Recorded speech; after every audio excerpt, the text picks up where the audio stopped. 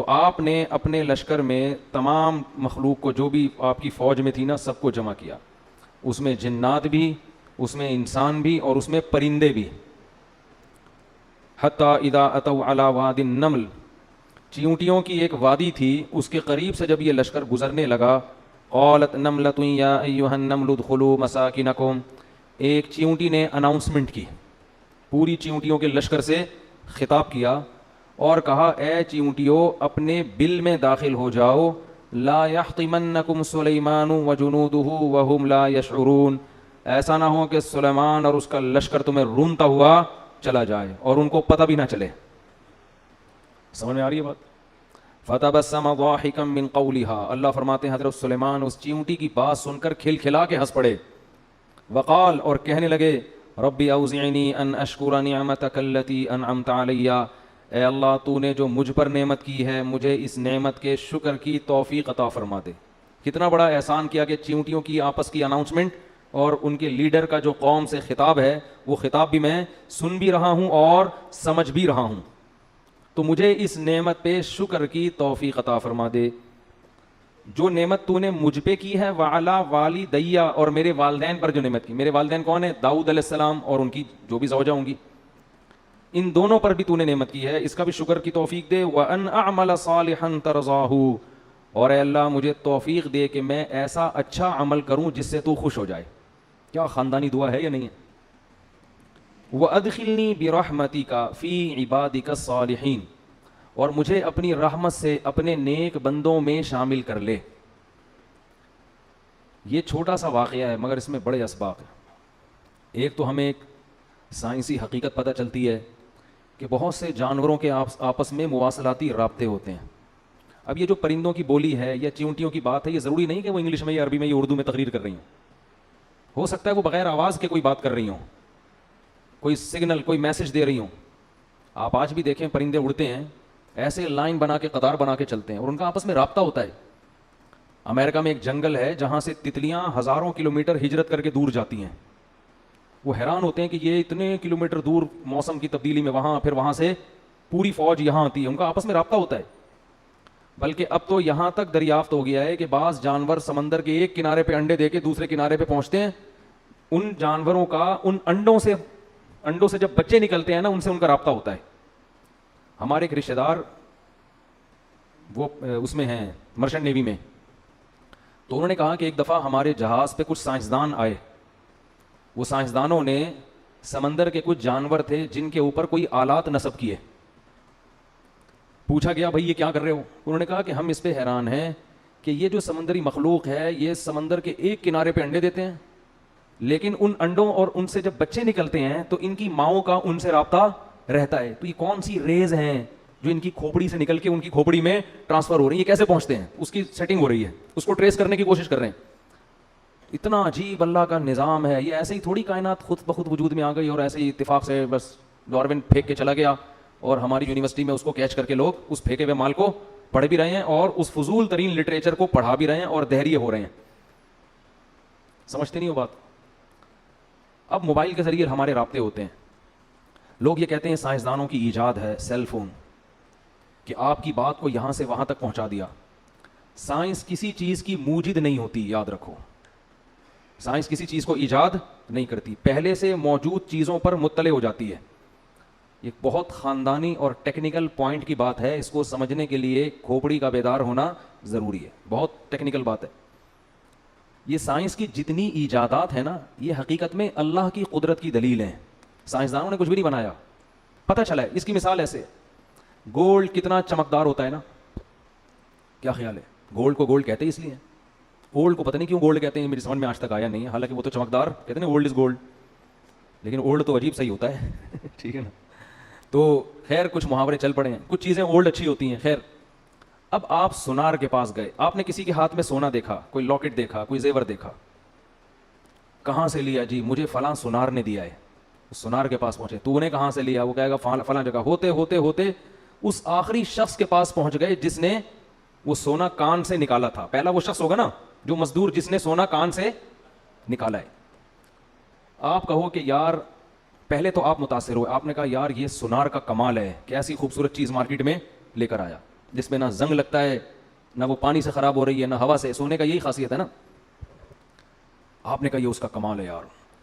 آپ نے کیا کیا؟ آپ نے کہا یار جس نے یہ گولڈ، میری گھر والی کے ہاتھ میں سونے کے کنگن ہے نا آپ کی، فرض کرو آپ نے کہا کہ یار یہ بڑے اچھے لگ رہے ہیں، تو آپ نے کہا بیگم یہ جس نے بھی یہ گولڈ دیا ہے نا، یہ بنایا ہے، میں اس کو نوبل انعام دلوانا چاہتا ہوں. اس نے کہا بھائی مجھے کیا پتا، میں نے تو سونار کی دکان سے لیا. آپ پہنچ گئے سونار کے پاس، سیلوٹ کیا آپ نے، یار تمہاری عظمت کو سلام، کیا چمکدار چیز. وہ کہے گا بھائی میں نے تو صرف اس کو کیا کیا ہے، ایک خاص شکل میں ڈھالا ہے، میں نے تو خود کہیں اور سے لیا ہے. آپ کہو گے پھر جس سے تم نے جس سے لیا اس کو سیلوٹ ہے یار. آپ وہاں پہنچ گئے بھائی، وہ کہے گا بھائی ہم نے تو خود ہول سیل کی مارکیٹ سے اٹھایا ہے، ہم تو سیل پرچیز کرتے ہیں، باقی ہمیں کیا پتا. آپ نے کہا اچھا تم نے کہاں سے لیا، میں اس کو انعام دلواؤں گا. آپ وہاں پہنچ گئے. جب وہاں پہنچے تو اس نے کہا یار ہمیں تو خام مال ملا تھا، تو ہم نے تو صرف پگھلا کے کچرا الگ کیا اور سونا الگ کیا اور ہول سیل مارکیٹ میں بیچ دیا. تو یہ تو آگ کا ایک خاص ٹیمپریچر ہوتا ہے، اس ٹیمپریچر پہ سونا الگ ہو جاتا ہے اور کچرا الگ. اس دن میں شیر شاہ کی بھٹی میں گیا، تانبا پگھلا رہے تھے، اللہ کی پناہ. تانبے کو نا، کچرا نہیں ہوتا تانبے کا، بھٹی میں ڈالا ہوا ہے اور وہ خاص ٹیمپریچر پہ پانی کی طرح پگھلتا ہے تانبا. تو اس کو چھانتے ہیں، کچرا الگ تانبا الگ. ایسا جہنم کا منظر، اللہ کی پناہ یار. تو خاص ٹیمپریچر پہ بھائی وہ تجربہ کر کے ان کو پتا چل گیا کہ سونا کس ٹیمپریچر پہ پگھل جاتا ہے، اس سے کچرا الگ سونا الگ. تو ہم نے تو یہ کام کیا ہے. اس پہ تھوڑا سا شکریہ بنے گا ان کا کہ یار کمال ہے آپ کا، ایک خاص ٹیمپریچر پہ محنت کرتے ہیں آپ اور سونے کو پگھلا کے، لیکن یہ کریڈٹ آپ کو نہیں جاتا. تو آپ نے کہاں سے لیا ہے؟ یہ سونا بنانے کا کریڈٹ آپ کو نہیں جاتا، آپ نے کہاں سے لیا؟ تو کہے گا بھائی میں نے تو فلاں ساؤتھ افریقہ میں کھدائی ہو رہی ہے، وہاں سے ان سے ہمارا ٹھیکا چل رہا ہے، ہم وہاں سے کچرا اٹھاتے ہیں. آپ نے کہا یار اس کا مطلب جو وہاں کھدائی کرنے والا ٹھیکیدار ہے نا، یہ پھر اس کا کمال ہے، اس کو انعام ملنا چاہیے، ایسی خوبصورت چیز مارکیٹ میں لا رہا ہے. آپ وہاں پہنچے، وہ کہے گا بھائی یہ تو میرا کمال نہیں ہے، مجھے تو یہ سائنسدانوں نے بتا دیا کہ ادھر پڑا ہوا ہے کچھ مشینیں آلات کے ذریعے. تو نکالنے والے کون ہیں؟ یہ مزدور ہیں. اب مزدور رہ گئے انعام دینے کے لیے. آپ مزدوروں کے پاس گئے، انہوں نے کہا بھائی ہمیں کیا پتا، ہمیں تو یہاں کچھ چمک والی چیزیں نظر آئی تھی، ہم نے کھدائی کی، ہمیں سائنسدانوں نے بتایا، جو زمین کے ماہرین ہوتے ہیں، ہم نے نکال کے کچرا مارکیٹ میں پھینکتے رہتے ہیں، صفائی آگے ہوتی رہتی. آخر میں کمال کس کا بنتا ہے؟ جس نے اس زمین میں پیدا کیا.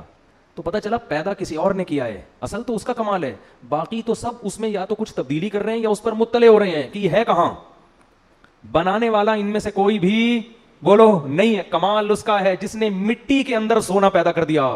ایسی اس کی کیا اس نے فارمولا بنایا اس کے اندر، وَأَنزَلْنَا الْحَدِيدَ فِيهِ بَأْسٌ شَدِيدٌ وَمَنَافِعُ لِلنَّاسِ. سورہ حدید کا نام ہی لوہا ہے. اللہ کہتے ہیں ہم نے زمین میں لوہا اتارا ہے جس میں لوگوں کے بے پناہ فائدے اور اس میں لوگوں کی تجارت ہے، منفعت ہے. کیسا اسکریپ کا کاروبار ہوتا ہے کہ نہیں ہوتا؟ لوہا بھی ہے، پیتل بھی ہے، تانبا بھی ہے اور کاپر بھی ہے، پتہ نہیں کیا کیا چیزیں اللہ نے زمین کے اندر اتار دی ہیں.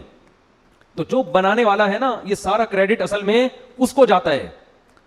تو یاد رکھیں جتنی سائنسی ایجادات ہیں اس میں سائنس موجد کسی چیز کی نہیں ہے، کریٹر نہیں ہے. بنانے والا کون ہے؟ اللہ. موبائل کی مثال لے لیں، سائنس صرف مطلع ہوتی ہے اللہ کی بنائی ہوئی چیز پہ. یہ جو آپ یہاں فون کرتے ہو ڈائریکٹ امریکہ میں آپ کی کال ملتی ہے، السلام علیکم، وعلیکم السلام، کیا حال ہے بھائی، طبیعت ٹھیک، سب سیٹ چل رہا ہے، مارکیٹ میں کوئی پرابلم تو نہیں؟ یہاں بھی ٹھیک. ایک دم آپ کی بات وہاں اور ان کی بات یہاں. آپ بولتے ہو یار سائنسدانوں کا کمال ہے. ایک کمال سے مجھے ایک لطیفہ ضرور یاد آتا ہے، سائنس کے کمال سے. ایک آدمی ملتان جا رہا تھا ٹرین میں نا، ٹرین اوپر برتھ میں سو رہا تھا. وہ دیہاتی آدمی تھا، تو ٹرین وہاں جا کے رک گئی، وہ سوتا رہا، اس کو پتہ ہی نہیں چلا.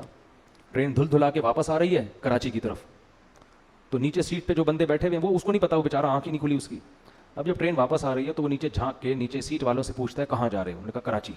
کہتے ہیں سائنس کی ترقی ہے، ایک ہی ٹرین ہے، اوپر والی برتھ ملتان جا رہی ہے، نیچے والی سیٹ کراچی جا رہی ہے. سائنس کی ترقی ہے.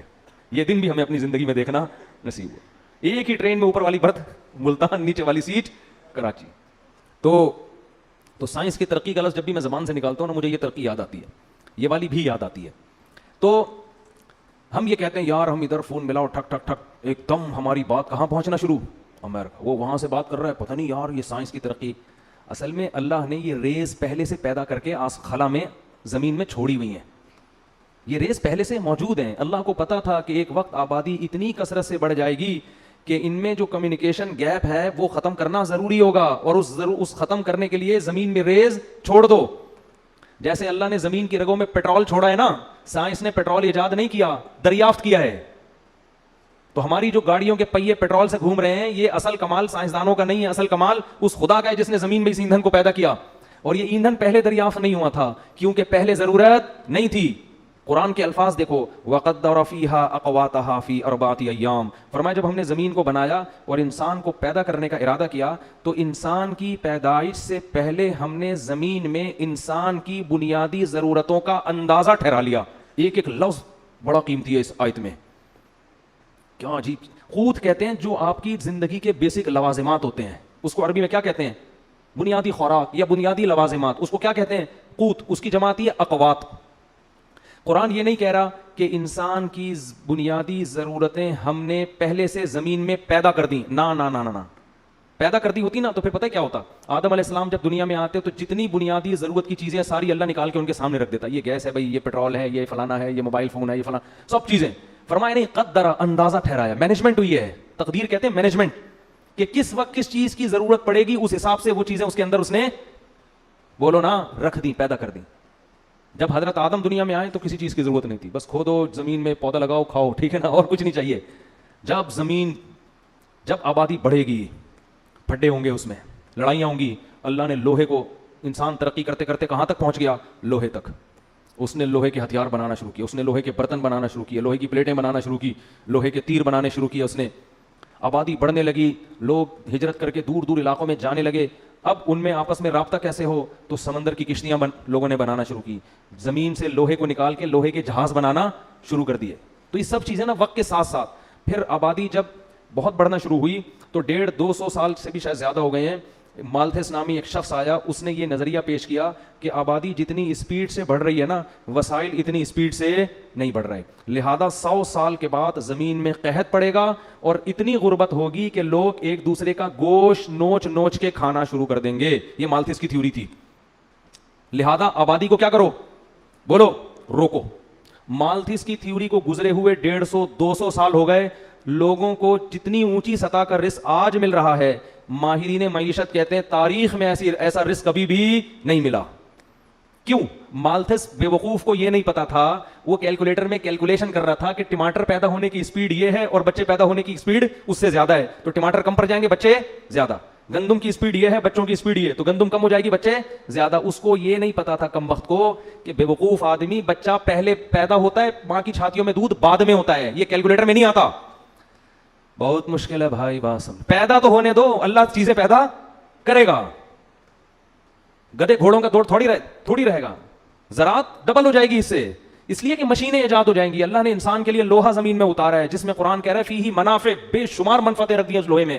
اس لوہے میں ایک منفعت یہ بھی تھی کہ جس اللہ نے انسان کو لوہا نکالنا سکھایا, جس اللہ نے انسان کو لوہا پگھلانا سکھایا, وہ اللہ انسان کو کیا ٹریکٹر بنانا نہیں سکھائے گا؟ کہ بھائی وہ مالتھس تو بات کر رہا ہے بیل سے جب ہل جوتے جاتے تھے, ٹھیک ہے نا, تو مشینیں ایجاد ہوں گی, اور مشینوں کو چلانے کے لیے یہ جنگل کی لکڑیاں نہیں چلائیں گی. زمین کی رگوں میں تیل دوڑ رہا ہے, اس تیل پر انسان مطلع ہوگا. اور پھر دمام میں آپ جا کے دیکھو کیسے کنٹینر لوڈ ہو رہے ہیں پیٹرول کے, ڈیزل کے. کبھی یہ منظر اپنی آنکھوں سے جا کے دیکھو, انسانی عقل حیران ہو جاتی ہے. اتنا تیل زمین سے نکل رہا ہے کہ اسے دیکھ کے آپ کہو گے انسان نے تو زمین کا تیل نکال دیا بھائی, ٹھیک ہے نا, زمین کی واٹ لگا دی ہے. لیکن زمین کو کچھ بھی نہیں ہو, زمین نے اپنا سینہ کشادہ کیا ہوا ہے, نکالو, یہ اللہ نے تمہارے لیے پیدا کیا. اتنی رزق کی فراوانی کہ ایجادات کرتے کرتے انسان تھک جاتا ہے, مگر وہ ایجادات ختم ہونے کا نام نہیں لے رہی. تو اس لیے مالتھس کا وہ جو تھیوری تھی نا, وہ بھی اب انتہائی بوسیدہ, اور ہماری یونیورسٹیوں میں کچرا جو مال بک رہا ہے نا, جس کو ہمارے پڑھے لکھے لوگ قبول کر رہے ہیں, جو قرآن و سنت کے بھی خلاف, مشاہدے کے بھی خلاف, وہ اس کچرا تھیوری کو پڑھ رہے ہیں, جس کو گورا بھی نہیں مانتا, جس کو گورا کہتا ہے یہ بکواس تھیوری تھی, اس کا نہ کوئی سر ہے نہ کوئی پیر ہے. اس پہ میں نے حوالوں کے ساتھ ایک دفعہ ایک بیان ریکارڈ کروایا تھا. گوروں کے ماہرین معیشت کے حوالے دیے تھے کہ پہلے زمانے میں جو معیشت کو مضبوط کرنے کی تھیوریز تھی نا, وہ سب کی سب, وہ کیلکولیشن ساری غلط ہو چکی ہیں, وہ فارمولے چینج ہو چکے ہیں. خیر, تو اللہ تعالیٰ اصل میں کیا کرتا ہے, چیزوں کو پیدا کرتا ہے, انسان سے مطلع ہوتا ہے. تو پتہ نہیں کیا کیا اور چیزیں ایسی رہ گئی ہیں جو بھی ہم مطلع نہیں ہوئے ان کے اوپر. تو یہ جو آپ یہاں سے وہاں بات پہنچاتے ہو, یہ بھی اس آیت میں داخل ہے. قدر فیہا اقواتہا, اللہ نے زمین میں انسان کی ضرورت کی جتنے چیزیں تھیں ان کا اندازہ پہلے سے, بولو, لگا لی, کہ اس اندازے سے میں ایک چیزیں پیدا کروں گا, اور وہ جیسے جیسے آبادی بڑھتی چلی جائے گی لوگ اس کو حاصل کرتی. جتنی بھی آبادی بڑھ جائے دنیا میں, آبادی کی وجہ سے اگر مسائل کھڑے ہوئے نا, تو یہ اللہ پہ الزام ہے کہ ایک شخص کسی کی دعوت کرتا ہے, جتنے آدمیوں کو گھر میں بلائے گا نا ان سے زیادہ کا کھانا پکواتا ہے. وہ ایسا کبھی نہیں کرتا کہ 20 افراد بلا لیے اور کھانا 15 کا پکایا. تو اللہ بھی کہہ رہے ہیں انسان کمبخت, تیرے پیدا ہونے سے پہلے میں نے زمین میں اندازے لگا لیے تھے کہ اس کو کیا کیا چاہیے ہوگا, تو وہ تیری سوچ سے زیادہ ہے, کم نہیں ہے. سمجھ میں آ رہی ہے تو ٹھیک ہے, نہیں تو رہنے دو, جیسے چل رہے ہو ویسے ہی. 2 بچے ہی اچھے, 2 بچے ہی اچھے. وہ ایک آدمی فیملی پلاننگ میں جاب کرتا تھا, محکمہ منصوبہ بندی میں, تو اس کے 12 بچے تھے. تو کسی نے کہا خود تو دوسروں کو کہتے ہیں 2 بچے ہی اچھے, خود 12 رکھے ہوئے, کہہ رہے ہیں ان میں اچھے صرف 2 ہی ہیں, ان میں اچھے صرف 2 ہی ہیں. ٹھیک ہے, تو میں نے صحیح کہا تھا 2 بچے ہی اچھے, باقی سارے گندے. لیکن الٹے لطیفے بھی بنے ہوئے ہیں. ایک آدمی کے 24 بچے تھے, کسی نے کہا تمہیں فیملی پلاننگ والے تنگ نہیں کرتے آ کے, کہتے ہیں آئے تھے وہ اسکول سمجھ کے واپس چلے گئے. ٹھیک ہے نا. تو خیر, تو قدر فیہا اقواتہا. تو اب یہ دیکھو حضرت سلیمان علیہ السلام نے جو چیونٹی کی آواز سنی, اس سے ہمیں پتہ چلتا ہے کہ ان جانوروں میں آپس میں کیا ایک مضبوط نظام ہے. شہد کی مکھیوں میں ہے, دیمک میں ہے. دیمک جو اپنا گھر بناتی ہے نا, اس پہ باقاعدہ کتابیں لکھی گئی ہیں سائنسدانوں نے, کیا شاہکار, مل کے کام کرتے ہیں سب آپس میں, کام ڈیوائڈ ہوتے ہیں, تو نے یہ کرنا ہے, تو نے یہ کرنا ہے. ٹیمپریچر کو مینٹین رکھنے تک کا اللہ نے علم عطا کیا ہے دیمک کو. دیمک جو بناتی ہے نا مٹی کا گھروندا, آپ اس کو ہلکا نہ سمجھیں, اس میں ٹیمپریچر کیسے مینٹین ہوگا, وینٹیلیشن کا کیا انتظام ہوگا, ان تمام چیزوں کی کیلکولیشن کر کے دیمک گھر بناتی ہے. میں نے دیمک کی گھر پہ ایک سائنسدان کی پوری کتاب پڑھی ہے, میں پڑھ کے حیران ہو گیا کہ یار دیمک کے پاس اتنی کھوپڑی کہاں سے آ گئی. ایسا ہی نہیں, اب یہ چیونٹیوں کو دیکھو جو گھر بناتی ہیں, جو بل بنانے کے بعد جو باہر ان کا چیونٹوں کا اور چیونٹیوں کی جو بجری پڑی ہوئی ہوتی ہے, کیسی گول گول, کیسی خوبصورت انداز سے ہوتی ہے نا. ابھی کچھ دن پہلے میں نے کیا دیکھا, ایک چیل نے اٹیک کیا نا, میں جا رہا ہوں ایک دم نیچے آئی ہے, میں ڈر گیا کہ یہ تو ایئر اٹیک ہو رہا ہے, اللہ خیر کرے. کیا ہے, نیچے ایک تنکا پڑا ہوا تھا, اس کو اٹھا کے لے گئی. کیا اللہ کی قدرت کی دلیل ہے یار. جگہ جگہ سے تنکے جمع کر رہی ہے, کیوں, اس کے انڈے دینے کا وقت آ گیا ہے. اسے اللہ نے سکھایا اب تو انڈے دے گی, پہلے تیری شادی ہوگی پھر تو انڈے دے گی, اور اب ساری زندگی انڈے ہی نہیں دینا, تو نے کچھ کام بھی کر. کہتے ہیں نا انڈے دے رہا ہے کہ یہاں بیٹھ کے, لوگ کہتے ہیں نا گھروندا بنا رہی ہے, اپنا گھونسلہ بنا رہی ہے. کتنے خوبصورت خوبصورت گھونسلے پرندے بناتے ہیں, کیسے ان کو آپس میں ان کو جوڑتے کتنے خوبصورت انداز میں ہیں. آپ یوٹیوب پہ سرچ کریں. اچھا, انگلش میں جو ڈاکومنٹریز ہیں جانوروں پر اور عربی میں ہیں, ان میں بڑا فرق ہے. گورا جب ڈاکومنٹری بناتا ہے تو بس جانور کے بارے میں رپورٹ پیش کرتا ہے کہ دیکھو یہ کیسے بنا رہا ہے, کیا خوبصورت, اور یہ کیا نظام, اور کیسے اپنے بچوں کی حفاظت کر رہا ہے, بس اس میں اللہ کا کوئی تصور نہیں ہوتا. عرب جو ڈاکومنٹری بناتے ہیں نا, یا اسی کو انگلش میں جب ٹرانسلیٹ کرتے ہیں گوروں کی بنی ہوئی, اس میں جگہ جگہ قرآن کی آیتیں لے کر آتے ہیں اور بتاتے ہیں کہ یہ کس کی قدرت کی دلیل ہے. تو بھائی جو بنانے, یہی تو کافر مسلم میں فرق ہے. کافر کو بنی ہوئی چیزوں سے دلچسپی ہے, بنانے والے سے کوئی سروکار نہیں ہے, اور مسلمان کو بنی ہوئی چیزوں سے اتنی دلچسپی نہیں ہے جتنی بنانے والے سے ہے. ذالکم اللہ ربکم خالق کل شیء. اللہ جب اپنی بنی ہوئی چیزوں کا قرآن میں تذکرہ کرتا ہے نا, تو کئی جگہ قرآن میں آ کے کہتے ہیں ذالکم اللہ, یہ ہے تمہارا اللہ جو تمہارا رب ہے, یہ ہے. گویا ہاتھ سے اللہ اشارہ کر رہے ہیں, یہ ہے رب. خالق کل شیء, جس نے ہر چیز کو بنایا. افمن یخلق کمن لا یخلق, بھلا جو بنانے والا ہے اس کا وہ درجہ ہو سکتا ہے جو نہیں بنانے والا ہے. بھائی بنی ہوئی چیزوں اور بنانے والوں کا کوئی فرق نہیں تمہاری نظر میں, ایک ہی جیسا مقام ہے. نہ, جو بنانے والا ہے وہ اصل ہے, بنی ہوئی چیزیں تو اس کی محتاج ہیں. تو حضرت سلیمان علیہ السلام کے اس واقعے میں بہت اسباق ہیں. ایک تو ہمیں یہ نالج پتہ چلی کہ جانوروں کا آپس میں ایک بہت مضبوط لنک ہوتا ہے, جس میں وہ ایک دوسرے کو اطلاع بھی دے رہے ہوتے ہیں. دوسری بات ہمیں اس واقعے میں یہ پتہ چلی کہ چیونٹی یہ کہہ رہی ہے کہ سلیمان اور اس کا لشکر تمہیں روند ڈالے گا, مگر ان کو پتہ بھی نہیں چلے گا. یہ جو پتہ بھی نہیں چلے گا نا, یہ بھی قرآن کے الفاظ لغو نہیں ہے, اس میں بھی حکمت ہے. کیا مطلب, پیغمبر جان کر یہ کام بولو نہیں کر سکتے. اس میں جانوروں پہ بھی ظلم سے روکا گیا ہے, اور یہ حدیث سے ثابت ہے. نبی صلی اللہ علیہ وسلم نے فرمایا کہ پچھلی امتوں میں ایک پیغمبر تھے جن کو ایک چیونٹی نے کاٹا, تو انہوں نے ساری چیونٹیاں جلا دی.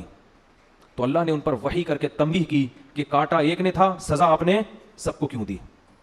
اس سے پتہ چلتا ہے کہ بلا وجہ چیونٹی مارنا بھی جائز, بول لو نا بھائی, نہیں ہے خام خامے. ہاں گھر میں چیونٹیاں تنگ کر رہی ہیں تو وہ فنائل کا پوچھا ووچھا لگا کے, وہ ایک الگ چیز ہے, وہ صفائی ستھرائی کے لیے. ویسا نہ ہو کہ ڈبے رکھ کے چیونٹیاں پالنا شروع کر دیں آپ بلا وجہ. یعنی وہ آپ کو گھر میں تو کیڑے مکوڑے تکلیف دیتے ہیں نا, لیکن تکلیف بھی نہیں دے رہے, خام خامے جانور کو جا کے مارنا یہ اسلام میں جائز بولو نہیں. آپ صلی اللہ علیہ وسلم نے چڑیا کو مارنے سے منع کیا ہے. دیے جس نے چڑیا کو ذبح کر کے کھانا ہو, شکار کے لیے, کھانے کے لیے سے مار رہے ہو تو ٹھیک ہے, خام خامے نشانے بازی کے لیے ٹھیک نہیں ہے. میں تھائی لینڈ میں یا پتہ نہیں ملیشیا میں تھا, یہ سب چیزیں ہو رہی ہیں ہمارے معاشرے میں. وہاں میں نے ایک بندے کو مچھلی کا شکار کرتے ہوئے دیکھا, کہتے ہوئے بھی گھن آتی ہے, زندہ چھپکلی کانٹے میں لگائی ہوئی ہے.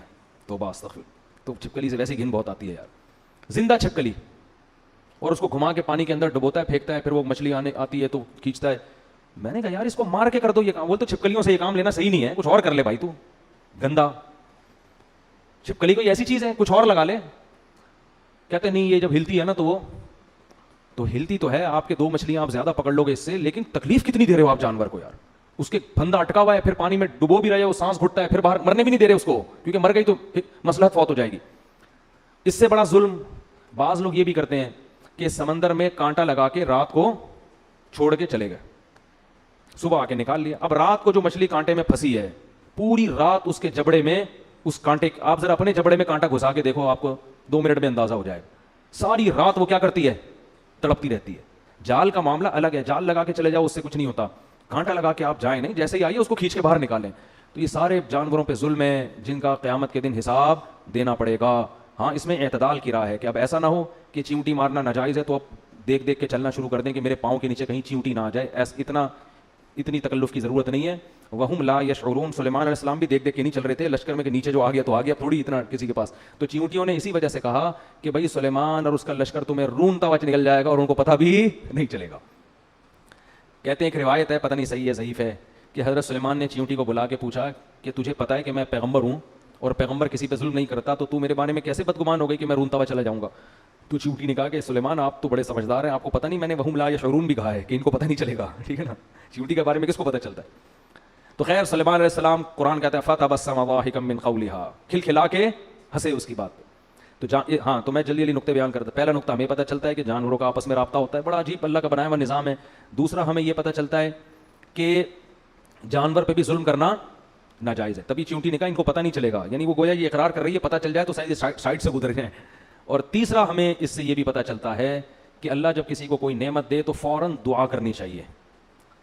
حضرت سلیمان علیہ السلام نے اس نعمت پہ فخر نہیں کیا بلکہ فوراً اللہ کا شکر ادا کیا. کوئی بھی نعمت ہو فوراً اللہ کی طرف منسوب, میرے اللہ کا کب. غیر مسلم یہ نہیں کرتا, مسلمان کیا کرتا ہے, اللہ کی طرف. اور چوتھا کام حضرت سلیمان نے کیا کیا کہ نعمت کے ملنے سے بگڑنے کا خطرہ زیادہ ہوتا ہے, نعمت کے چھننے پہ بگڑنے کا خطرہ زیادہ نہیں ہوتا. غموں میں اللہ یاد آتا ہے, نعمتوں میں یاد نہیں آتا. تو حضرت سلیمان اللہ سے دعا کر رہے ہیں کہ اللہ تو نے مجھے نعمتیں تو دے دی, کیسی کیسی کی چیونٹیوں کی باتیں سن رہا ہوں میں, مجھے خطرہ اس بات کا ہے کہ کہیں میں ناشکرہ نہ بن جاؤں, کہیں میں خود پسندی میں, عجب میں, تکبر میں مبتلا نہ ہو جاؤں. تو میں تجھ سے دعا مانگتا ہوں اوزعنی ان اشکر نعمتک, کہ تو مجھے توفیق دے کہ میں شکر بھی کروں اس کا. جو اللہ والے لوگ ہوتے ہیں ان کو نعمت ملنے پر اتنی خوشی نہیں ہوتی, ان کو اس بات کی خوشی زیادہ ہوتی ہے کہ اس کے شکر کی توفیق ملے. کیونکہ نعمت ملنے کے بعد اگر شکر کی توفیق نہیں مل رہی تو یہ نعمت نہیں ہے, یہ الٹا عذاب ہے اللہ کا. تو اس لیے نا جب بھی کوئی نعمت ملے بار بار اے اللہ مجھے شاکر بنا, یہ زیادہ بڑی نعمت ہے.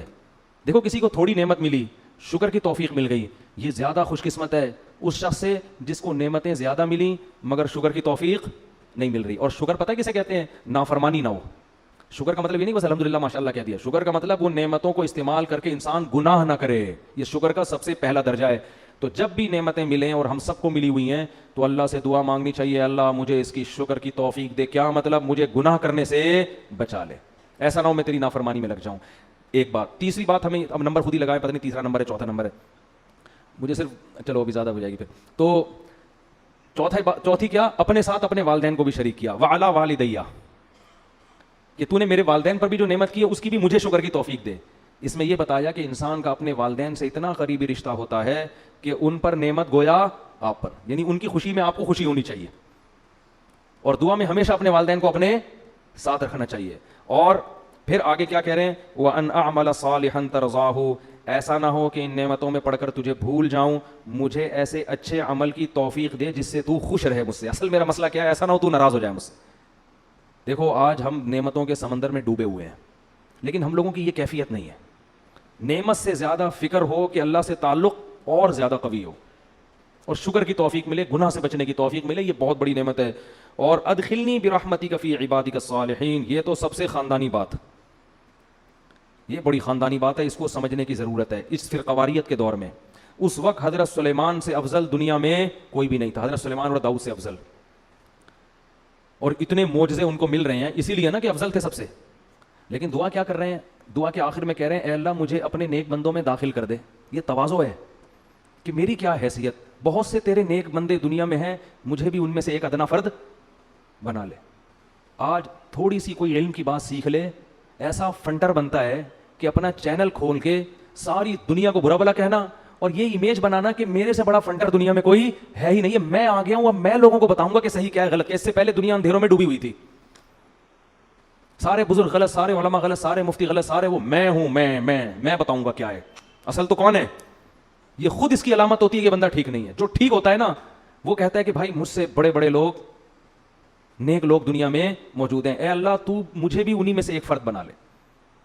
ادخلنی برحمتک, اے اللہ اپنی رحمت سے بنا. کیا مطلب, میرا عمل اس قابل نہیں ہے کہ میں نیک لوگوں میں شامل ہو جاؤں, عمل تو میرا ایسا ہے کہ مجھے الگ سے سزا ملے. جیسے امام ابو حنیفہ نے سورہ یاسین کی ایک آیت میں پوری رات گزار دی. قیامت کے دن اعلان ہوگا, سورہ یاسین میں آتا ہے وَامْتَازُوا الْيَوْمَ أَيُّهَا الْمُجْرِمُونَ, اے مجرموں آج کے تم نیک لوگوں سے, آج کے دن تم نیک لوگوں سے الگ ہو جاؤ. تو امام حنیفہ رحمہ اللہ پوری رات یہ آیت پڑھ کے روتے رہے کہ پتہ نہیں اس وقت میرا حال کیا ہوگا جب اللہ اعلان کرے گا نا کہ اے مجرموں, دنیا میں تو سب ایک ساتھ رہتے ہیں نا, نیک برے سب ایک ہی دسترخوان پہ بیٹھے ہوتے ہیں, دفتروں میں سب ایک ساتھ جاب کر رہے ہیں, ہر جگہ ایک ساتھ, گھر میں ایک بیٹا نیک ہے ایک برا ہے. لیکن قیامت کے دن اعلان ہوگا کہ اے مجرموں آج تم نیک لوگوں سے الگ ہو جاؤ, نیک لوگوں کے ساتھ تمہیں نہیں ٹھکانہ ملے گا آج. تو وہ روتے رہے کہ اس دن یہ پتہ نہیں ہمارا شمار ہوگا کس میں. تو نیک تھے نا, ان کو فکر تھی. تو سلیمان علیہ السلام اپنے وقت کے سب سے افضل ترین پیغمبر, تو اللہ سے دعا کیا کر رہے ہیں, اے اللہ میں اس قابل نہیں ہوں, ادخلنی برحمتک. یہ نہیں کہہ رہے اللہ میری عبادت کو دیکھتے ہوئے ہونا یہ چاہیے کہ مجھے جو ہے وہ, میں ہوں تو ویسے سب سے اچھا ہی, اگر ہم ہوتے تو یوں دعا مانگتے, اللہ تجھے پتا ہے سب سے اچھا تو میں ہوں, کیونکہ میں نے سب کی دکانیں بند کر دی, میرا چورن مارکیٹ میں بک رہا ہے جس سے میں نے ایسا کر دیا ہے کہ اب کوئی سر اٹھانے کے قابل نہیں. اور وہ بزرگ کی کتاب میں میں نے فلاں کیڑا نکالا, اس بزرگ کی کتاب میں فلاں کیڑا نکالا, اس بزرگ کی کتاب میں فلاں کیڑا نکال کے میں نے پوری کیڑوں کی ایک بوری جمع کر کے رکھی ہوئی ہے جس پہ کوئی اسپرے کرنے والا نہیں ہے. اتنے کیڑے میں نے, جو ایسا کر رہا ہوتا ہے نا اس کو خود کیڑوں کے علاج کی ضرورت ہوتی ہے. تو میں نے یہ کر دیا, میں نے یہ کر دیا, میں ہوں تو اللہ وہ تو سب کو, میرے سبسکرائبر دیکھ کے تجھے اندازہ ہو جانا چاہیے کہ میں سب سے افضل ہوں اس کائنات میں, ٹھیک ہے نا. میرا واچنگ ٹائم ہے اللہ یوٹیوب پہ دیکھ کے تجھے پتہ چل جانا چاہیے کہ وہ تو میں ہوں ہی, تعارف کا میں کسی محتاج نہیں ہوں, ٹھیک ہے. یہ ہم لوگ کی سوچ ہے, اوپر اوپر سے تواضع کر رہے ہوتے ہیں, خاکسار. ہمارے حضرت فرمایا کرتے تھے جو زیادہ تواضع کر رہا ہوں نا اپنے آپ کو کہ میں خاکسار, میں تو احقر, تو اسے کو ہاں تم سب سے حقیر آدمی ہو, تو ایسا غضبناک ہوگا نا. احقر کا مطلب ہوتا ہے سب سے حقیر. تو بھائی تو خود ہی تو کہہ رہا ہے سب سے حقیر, تو ہم نے اگر کہہ دیا ہاں تو سچی مچی میں واقعی سب سے حقیر ہے, ایسا تیش میں آئے گا نا غضب میں, اس کا مطلب ہے ڈرامہ کر رہا ہے. ٹھیک ٹھیک, سمجھتا نہیں ہے, تو جتنا سمجھتے ہو نا اتنا ہی بولا کرو. تو ہم ہوتے تو ہم کیا کہتے ہیں, اللہ میں تو ہوں سب سے افضل, اور میری نیکیاں بھی اور اتنی معجزے بھی مجھے تو نے دیے ہیں, تو ایسا کر تو یہ جتنے نیک لوگ ہیں نا, ایک تو یہ ہے نہیں نیک, ڈرامے باز ہیں, ان کو تو سچی مچی کا نیک بنا دے اور ان کو بھی میری فہرست میں شامل کر لے, جیسا میں ہوں ان کو بھی تو ہدایت عطا فرما. ہم ہوتے تو شاید یہ بولتے. سلیمان علیہ السلام سب سے افضل پیغمبر, علم میں بھی انتہا کو, معجزے بھی انتہا کو, قرآن کیسے ان کی تعریفیں کر رہا ہے, اور ایسے معجزوں کے بعد بھی اترا نہیں رہے ہیں کہ لوگوں سے فخر سے کہہ رہے ہیں. اگر لوگوں سے کہہ بھی رہے ہیں تو بطور شکر کے کہ لوگوں اللہ نے ہم پہ فضل کیا ہے, اترانے کے لیے, تکبر کے لیے نہیں. اور کیا انداز ہے کہ نعمت ملنے کے بعد تکبر کرنے کے بجائے اللہ سے دعا مانگ رہے ہیں کہ اللہ تو نعمت کے شکر کی توفیق دے دے اور نیک عمل کی توفیق دے دے, یہ دعائیں مانگ رہے ہیں. اور پھر اپنی رحمت سے, میرا عمل نہیں ہے, ادخلنی برحمتک فی عبادک الصالحین, اے اللہ اپنی رحمت سے اپنے نیک بندوں کی فہرست میں مجھے بھی شامل کر لے. یہ ادا اللہ کو پسند ہے, لیکن آج کل مارکیٹ میں یہ ادا شارٹ ہوتی جا رہی ہے. ہمارے والد صاحب اللہ ان کی مغفرت فرمائے بڑی اچھی بات کہتے تھے, بیان کرتے تھے نا, کہتے تھے کہ جو شخص تھوڑی بہت نماز تہجد پڑھ لینا آج, اس کو اپنے بارے میں وہم ہونے لگتا ہے کہ امام مہدی میں ہی ہوں. حقیقت خطرہ ہوتا ہے کہ امام مہدی میں ہی ہوں, اور واقعی سچی مچی کا وہم ہوتا ہے. والد صاحب کے پاس ایک شخص آیا مسجد میں نا, بہت عبادت کرتا تھا ہماری مسجد میں, صبح کا کوئی وظیفہ, بہت عبادت گزار تھا. تو میرے والد صاحب نے ہمیں خود بتایا, کہیں بیان کر رہے تھے, ہم بھی بیٹھے ہوئے تھے, تو کہنے لگے, ایک بندہ آیا میرے پاس, مجھے کہنے لگا کہ حافظ صاحب, ہمارے والد صاحب کو لوگ حافظ صاحب کہتے تھے, حافظ صاحب آپ سے مجھے ایک چھاؤں میں آ کے بات کرنی ہے. چھاؤں کا لفظ تو میں کہہ رہا ہوں, سائڈ پہ نا کوئی بات کرنی ہے. تو والد صاحب نے کہا بھائی بات کرو. تو وہ والد صاحب کہتے ہیں, مجھ سے کہنے لگا مجھے کچھ ایسی بشارتیں مل رہی ہیں کہ امام مہدی شاید میں ہی ہوں. تو والد صاحب کہتے ہیں, میں نے اس کے کان میں کہا کہ بس یہ میرے اور آپ کا معاملہ ہے, کسی تیسرے کو بتایا نا کوئی گارنٹی نہیں ہے وہ کیا کرے گا تمہارے ساتھ, مار بھی سکتا ہے جان سے, بس یہیں دبا دو اس راز کو, جو ہے نا. اچھا مشورہ دیا کہ وہ راز وہیں دب گیا, ورنہ تحریک لبیک والوں نے چھوڑنا نہیں تھا اس کو. تو وہ راز وہیں دب گیا. اس کو سمجھایا, بھائی تو تھوڑا معمول کم کر لے, تو نارمل جیسے لوگ نماز روزہ کرتے ہیں نا اس طرح کر لے, تیرا دماغ کی سیٹنگ کیا. بعد میں سمجھایا, اس وقت تو اتنا وہ اس میں تھا کہ بس وہ میں ہی ہوں امام مہدی. تو اور ادھر سلیمان علیہ السلام کیا کہہ رہے ہیں؟ ادخلنی برحمتک فی عبادک الصالحین، اے اللہ مجھے بھی اپنی رحمت سے اپنے نیک بندوں میں شامل کر لے۔ آگے ہدہد کا واقعہ ہے، ہدہد مارکیٹ سے شارٹ تھا، بس 2 منٹ لوں گا اس پہ۔ سارے پرندے جمع ہو گئے لیکن دیکھا کہ ہدہد مارکیٹ سے شارٹ ہے۔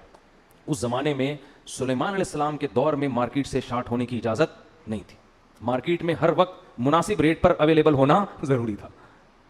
تو فرمایا ما لی لا اری الہدہد، مجھے کیا ہو گیا کہ مجھے ہدہد نظر نہیں آ رہا، ام کان من الغائبین، ایسا ہے کہ مجھے نظر نہیں آ رہا یا وہ واقعی مارکیٹ سے شارٹ ہے، یعنی یہ ممکن ہے کہ ہو یہاں کہیں کہیں چھپا بیٹھا ہو، مجھے نظر نہیں آ رہا۔ اس سے یہ بھی پتہ چلتا ہے کہ انبیاء عالم الغیب نہیں ہوتے، کنفیوز تھے حضرت سلیمان علیہ السلام کہ یہاں ہے یا کہیں گیا ہوا ہے۔ پھر فرمانے لگے لأعذبنہ عذابا شدیدا، میری پرمیشن کے بغیر کیسے چلا گیا، میں اس کو پتہ چل گیا نا کہ نہیں ہے، سخت ترین عذاب دوں گا، او لأذبحنہ، یا اس کو ذبح کر دوں گا میں، او لیأتینی بسلطان مبین، جب تک میرے پاس غیر حاضری کی مضبوط دلیل لے کر نہیں آتا اس وقت تک معافی نہیں ہے۔ آپ کہیں گے ابھی جانوروں پہ رحم کے فضائل بیان ہو رہے تھے، ابھی ذبح کرنے کی باتیں ہو رہی ہیں، ادھر چیونٹی کو بھی پاؤں نہیں رکھا جا رہا جان کر، ادھر ہدہد کو ذبح کرنے کی دھمکیاں۔ او بھائی یہ آرمی تھی، سلیمان علیہ السلام کی فوج تھی، اس میں فوجیوں کو مارکیٹ سے شارٹ ہونے کی اجازت، بولو جنگ کے میدان میں جا رہے ہیں اور ایک فوجی نے کہہ دیا بھائی آفیسر، اب وہ جنگ میں بندہ شارٹ ہے، اب ہے بھائی جنگ میں کمانڈر صاحب دیکھ رہے ہیں کہ یار اس بندے کو میں یہاں بٹھا کر گیا تھا، مورچے میں بندہ ہی نہیں ہے، تو وہ نانی سے ملنے گیا بھائی اپنی، ہے بھائی چھوڑ دیں گے فوجی اس کو، بھائی کورٹ مارشل ہو جائے گا، لمحے خطا کرتے ہیں اور صدیاں سزا۔ تو یہ آرمی کا قانون تھا کہ ہدہد سے تو ایجنسی کا کام لے رہے تھے سلیمان علیہ السلام، خبریں لے کر آ بھائی کسی بھی وقت ہمیں ضرورت پڑ سکتی ہے، اور تو مارکیٹ سے کیا ہو گیا، بغیر اطلاع کے شارٹ ہو گیا، تو اس لیے وہاں یہی سوٹیبل ہے، سخت سزا دوں گا یا کاٹ، اگر کچھ بھی عذر نہیں ہے، نانی سے ملنے گیا ہوا ہے، پھپھو سے ملاقات کے لیے گیا ہوا ہے ہدہد، تو پھر کیا ہوگا، پھر تو ذبح، تاکہ دوسرے ہدہد کو آئندہ کے لیے عبرت ہو کہ سلیمان کی فوج سے شارٹ ہونے کی اجازت نہیں ہے، ایسے تھوڑی جہاد ہوتا ہے، تو فوج کا تو لا بالکل ایک الگ ہوتا ہے۔ تو ہدہد مارکیٹ میں آ گیا نا، فما کث غیر بعید، ابھی حضرت سلیمان یہ باتیں کر ہی رہے تھے، بھی بندہ کہاں ہے، تو قرآن کہتے ہیں فقال، ایک دم ہدہد آیا، احطت بما لم تحط به، اے سلیمان ایسی رپورٹ لے کر آیا ہوں، مزہ اس کے تو الفاظ یہ نہیں تھے ہمارا تو یہی اسٹائل ہے نا، سلیمان علیہ السلام ایسی رپورٹ لے کر آیا ہوں کہ بس مزہ آئے گا آپ کو، ایسی رپورٹ لے کر آیا ہوں۔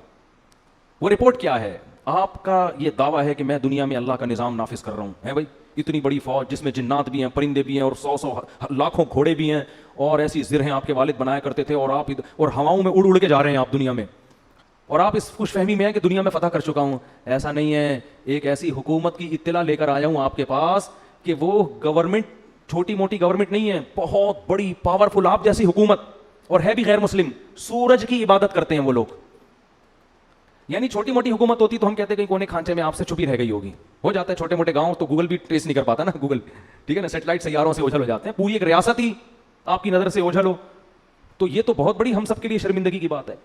تو انی وجدت امرأۃ تملکہم، میں ایسی رپورٹ لے کر آ جاؤں، ایک پوری گورنمنٹ ہے جس میں ایک عورت حکومت کر رہی ہے، وأوتیت من کل شیء، تمام اسباب و وسائل ان کو دیے گئے ہیں، مضبوط پاورفل ہے گورنمنٹ، چھوٹی موٹی حکومت نہیں ہے، لڑنا بھی ان سے آسان نہیں ہے۔ ولہا عرش عظیم، بادشاہ لوگ نا اپنے تخت سے اپنی دولت اور اپنے وسائل دکھایا کرتے تھے، تو عرش اس کا تخت بھی معمولی نہیں ہے، لیکن میں دیکھتا ہوں وجدتھا وقومھا یسجدون للشمس من دون اللہ، پوری ریاست اس ملکہ سمیت اللہ کو چھوڑ کے سورج کو سجدہ کر رہے ہیں، اور آپ کو پتہ ہی کوئی نہیں ہے۔ بھائی اتنا بڑا جرم افراد نہیں کر رہے، پوری ایک اسٹیٹ کر رہی ہے اور بہت پاورفل، اور آپ کو پتہ ہی ہے۔ بھائی آپ یہاں بیٹھے ہوئے، میں یہ کر رہا ہوں، میں یہ کر رہا ہوں، آپ کو پتہ ہی کوئی نہیں۔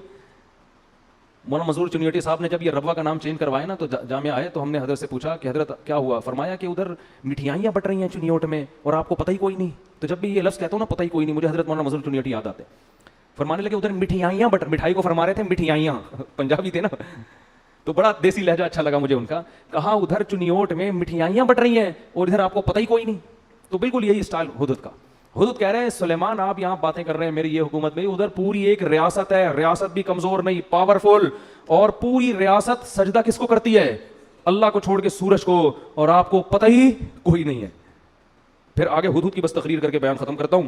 ہدہد کہنے لگا اللہ یسجدوا للہ الذی یخرج الخبأ فی السماوات، کہ میری سمجھ میں نہیں آتا جو اللہ آسمانوں اور اندھیروں کو روشنیوں سے جدا کرنے والا ہے اور ہمارے پوشیدہ اور ظاہر باتوں کو جانتا ہے، اس اللہ کو چھوڑ کر ان کمبختوں کو ہو کیا گیا کہ کس کو سجدہ کر رہے ہیں؟ ہدہد کو۔ اتنی کھوپڑی اللہ نے ہدہد کو بھی دی ہے، سوری شیطان کو، اس کو سورج کو، تو ان کو ہو کیا گیا کہ اللہ کو چھوڑ کے سجدہ کس کو کر رہے ہیں؟ سورج۔ تو اتنی کھوپڑی اللہ نے ہدہد کو بھی دی ہے کہ مخلوق کے سامنے سجدہ کرنے والے سینس لیس ہوتے ہیں. اگر جب وہ ہدہد دیکھتے ہوں گے کہ اتنے سارے لوگ پتھر کے بنے ہوئے بتوں کو سجدہ کرتے ہیں, تو اگر ان ہدہدوں کو اللہ زبان دے دینا اور ہماری سمجھ میں آ جائے کہ یہ کیا کہہ رہے ہیں, تو یہ مندروں پہ بیٹھ کے یہی کہتے رہیں گے کہ بھائی ان کو کیا ہو گیا کہ خدا کو چھوڑ کے, وہ سورج تو پھر بھی چڑھتا ہے نا آسمان پہ, اتنی خدمت کر رہا ہے, یہ بت تو کچھ بھی نہیں کر رہا. اور پھر اللہ لا الہ الا هو رب العرش العظیم, پھر ہدہد کہنے لگا اللہ وہ ذات ہے جس کے سوا کوئی عبادت کے لائق نہیں اور وہ بہت بڑے عرش کا مالک ہے. سلیمان علیہ السلام نے پھر آگے کہا بھائی دیکھ تو نے, بعض دفعہ انسان جب غائب ہوتا ہے نا تو کچھ کہانیاں گنتیاں سیکھ کے آ جاتا ہے, جو بھی مارکیٹ سے شارٹ ہوگا جب مارکیٹ میں آئے گا کچھ تو کہانی سنائے گا نا. کیا خیال ہے بھائی؟ حضرت سلمان نے سوچا کہ توحید پہ تقریر بھی کر دی اس نے. جو جھوٹ بولتا ہے نا, جو جھوٹا ہوتا ہے, وہ جھوٹ کو بہت خوشنما نعروں میں رکھ کے پیش کرتا ہے. تو اس کا امکان تھا اگر دیکھو ہدہد آ کے صرف اتنی تقریر کر دیتا کہ جی آپ کو پتہ نہیں ہے میں خبر لے کر آیا ہوں, ایک گورنمنٹ ہے اور یہ کچھ کر رہی ہے, چپ ہو جاتا. حضرت سلیمان شاید سمجھ جاتے کہ سچ بول رہا ہے, لیکن آگے اس نے پوری توحید پہ تقریر شروع کر دی. تو اس بات کا امکان تھا کہ فنڈر بننے کی کوشش کر رہا ہے, ٹھیک ہے نا, اس بات کا امکان تھا کہ جھوٹ بول رہا ہے لیکن فنڈر گیری کر رہا ہے, کہ تاکہ میرا یہ جھوٹ سچا لگے کہ میں توحید کے معاملے میں اتنا سینسٹیو ہوں کہ مجھ سے یہ منظر دیکھا نہیں جا رہا. اس لیے حضرت سلمان نے کہا کہ بھائی یہ 2 نمبر بھی کر سکتا ہے, ٹھیک ہے نا, اتنا نیک اور ایسی توحید پہ تقریر, اور مجھے ان کو کیا ہو گیا اللہ کو چھوڑ کے, ایکچولی میں ڈپریشن میں جا رہا ہوں, میں اسٹریس میں جا رہا ہوں, مجھے سمجھ میں نہیں آ رہا. تو جھوٹ بولنے والے بہانے باز بھی اس طرح کر رہے ہوتے ہیں.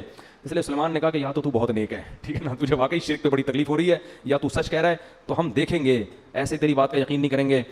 سننظر اصدقت ام کنت من الکاذبین, ابھی ہم تحقیق کریں گے کہ تو سچ کہہ رہا ہے یا تو جھوٹ کہہ رہا ہے. اور پھر یہ خط لے کے جا ملکہ سبا سے ذرا اس کا جواب لے کر. ان کو پتا تھا یہ خط تھوڑی لکھ سکتا ہے, نہ پڑھ سکتا ہے. اس سے یہ بھی پتہ چلتا ہے کہ دنیا کی کوئی بھی حکومت ہو, فوج ہو, اس کو خفیہ ایجنسیوں کی بہرحال ضرورت پڑتی ہے جو رپورٹیں لا کے پیش کریں.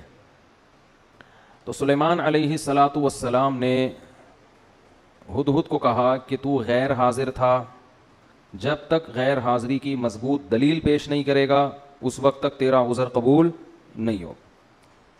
اور اس کو پرچہ پکڑا دیا کہ ملکہ سبا جس کے بارے میں تیرا یہ دعویٰ ہے کہ اس کی ایک بہت بڑی حکومت ہے اور بہت شاندار جاندار حکومت, اور وہ اللہ کو چھوڑ کر سورج کو سجدہ کرتے ہیں, تو میرا یہ خط ہے, یہ ملکہ سبا کو لے جا کے پکڑا دے اور دیکھتے ہیں وہاں سے جواب کیا آتا ہے. اسی سے اندازہ ہو جائے گا کہ یہ واقعی سچ کہہ رہا ہے یا جھوٹ. ہدہد نے لے جا کے وہ ملکہ سبا کو پکڑا دیا. پہلے زمانے میں پرندوں کے ذریعے خط و کتابت ہوتی تھی, اس کے لیے پرندے استعمال ہوتے تھے. پرندوں کو سدھایا جا سکتا ہے, بعض پرندوں کو, ہر ایک پرندے کو نہیں. اچھا یہ جو ہدہد جس کو آج ہم ہدہد کہتے ہیں, یہ وہ والا ہدہد نہیں ہے, کچھ نام چینج ہو گئے ہیں. تو حضرت سلیمان علیہ السلام نے خط لکھا, انہو من سلیمان, پہلے نام لکھا, یہ کس کی طرف سے ہے؟ سلیمان کی طرف سے. وَإِنَّهُ بِسْمِ اللَّهِ الرَّحْمَنِ الرَّحِيمِ, اور اس کا مضمون یہ ہے اللہ کے نام سے شروع کرتا ہوں جو بڑا مہربان اور نہایت رحم کرنے والا ہے. بڑی جان ہے اس کلمے میں. آج لوگ تحریر سے پہلے بسم اللہ نہیں لکھتے, یا تو 786 لکھ دیتے ہیں, یا لکھتے ہی نہیں کہ کہیں پیپر گر گیا تو بید بھی نہ ہو جائے. یہ وہمی ہونے کی علامت ہوتی ہے. اتنا زیادہ ادب تمیز کہ آپ کوئی کام ہی چھوڑ دیں, پھر تو کہیں بھی نہیں لکھنا چاہیے, پھر تو قرآن میں بھی نہیں لکھنا چاہیے. کئی بعض دفعہ قرآن انسان کے ہاتھ سے غلطی سے گر جاتا ہے, اللہ تعالیٰ حفاظت میں رکھے. تو اتنا زیادہ نہیں مسلط کرنا چاہیے اپنے آپ کو, اپنے اوپر ان چیزوں کو. ادب ایک حد تک ہو تو ٹھیک ہے, اس سے آگے بڑھے گا تو ٹینشن کے علاوہ کچھ بھی حاصل نہیں ہوگا.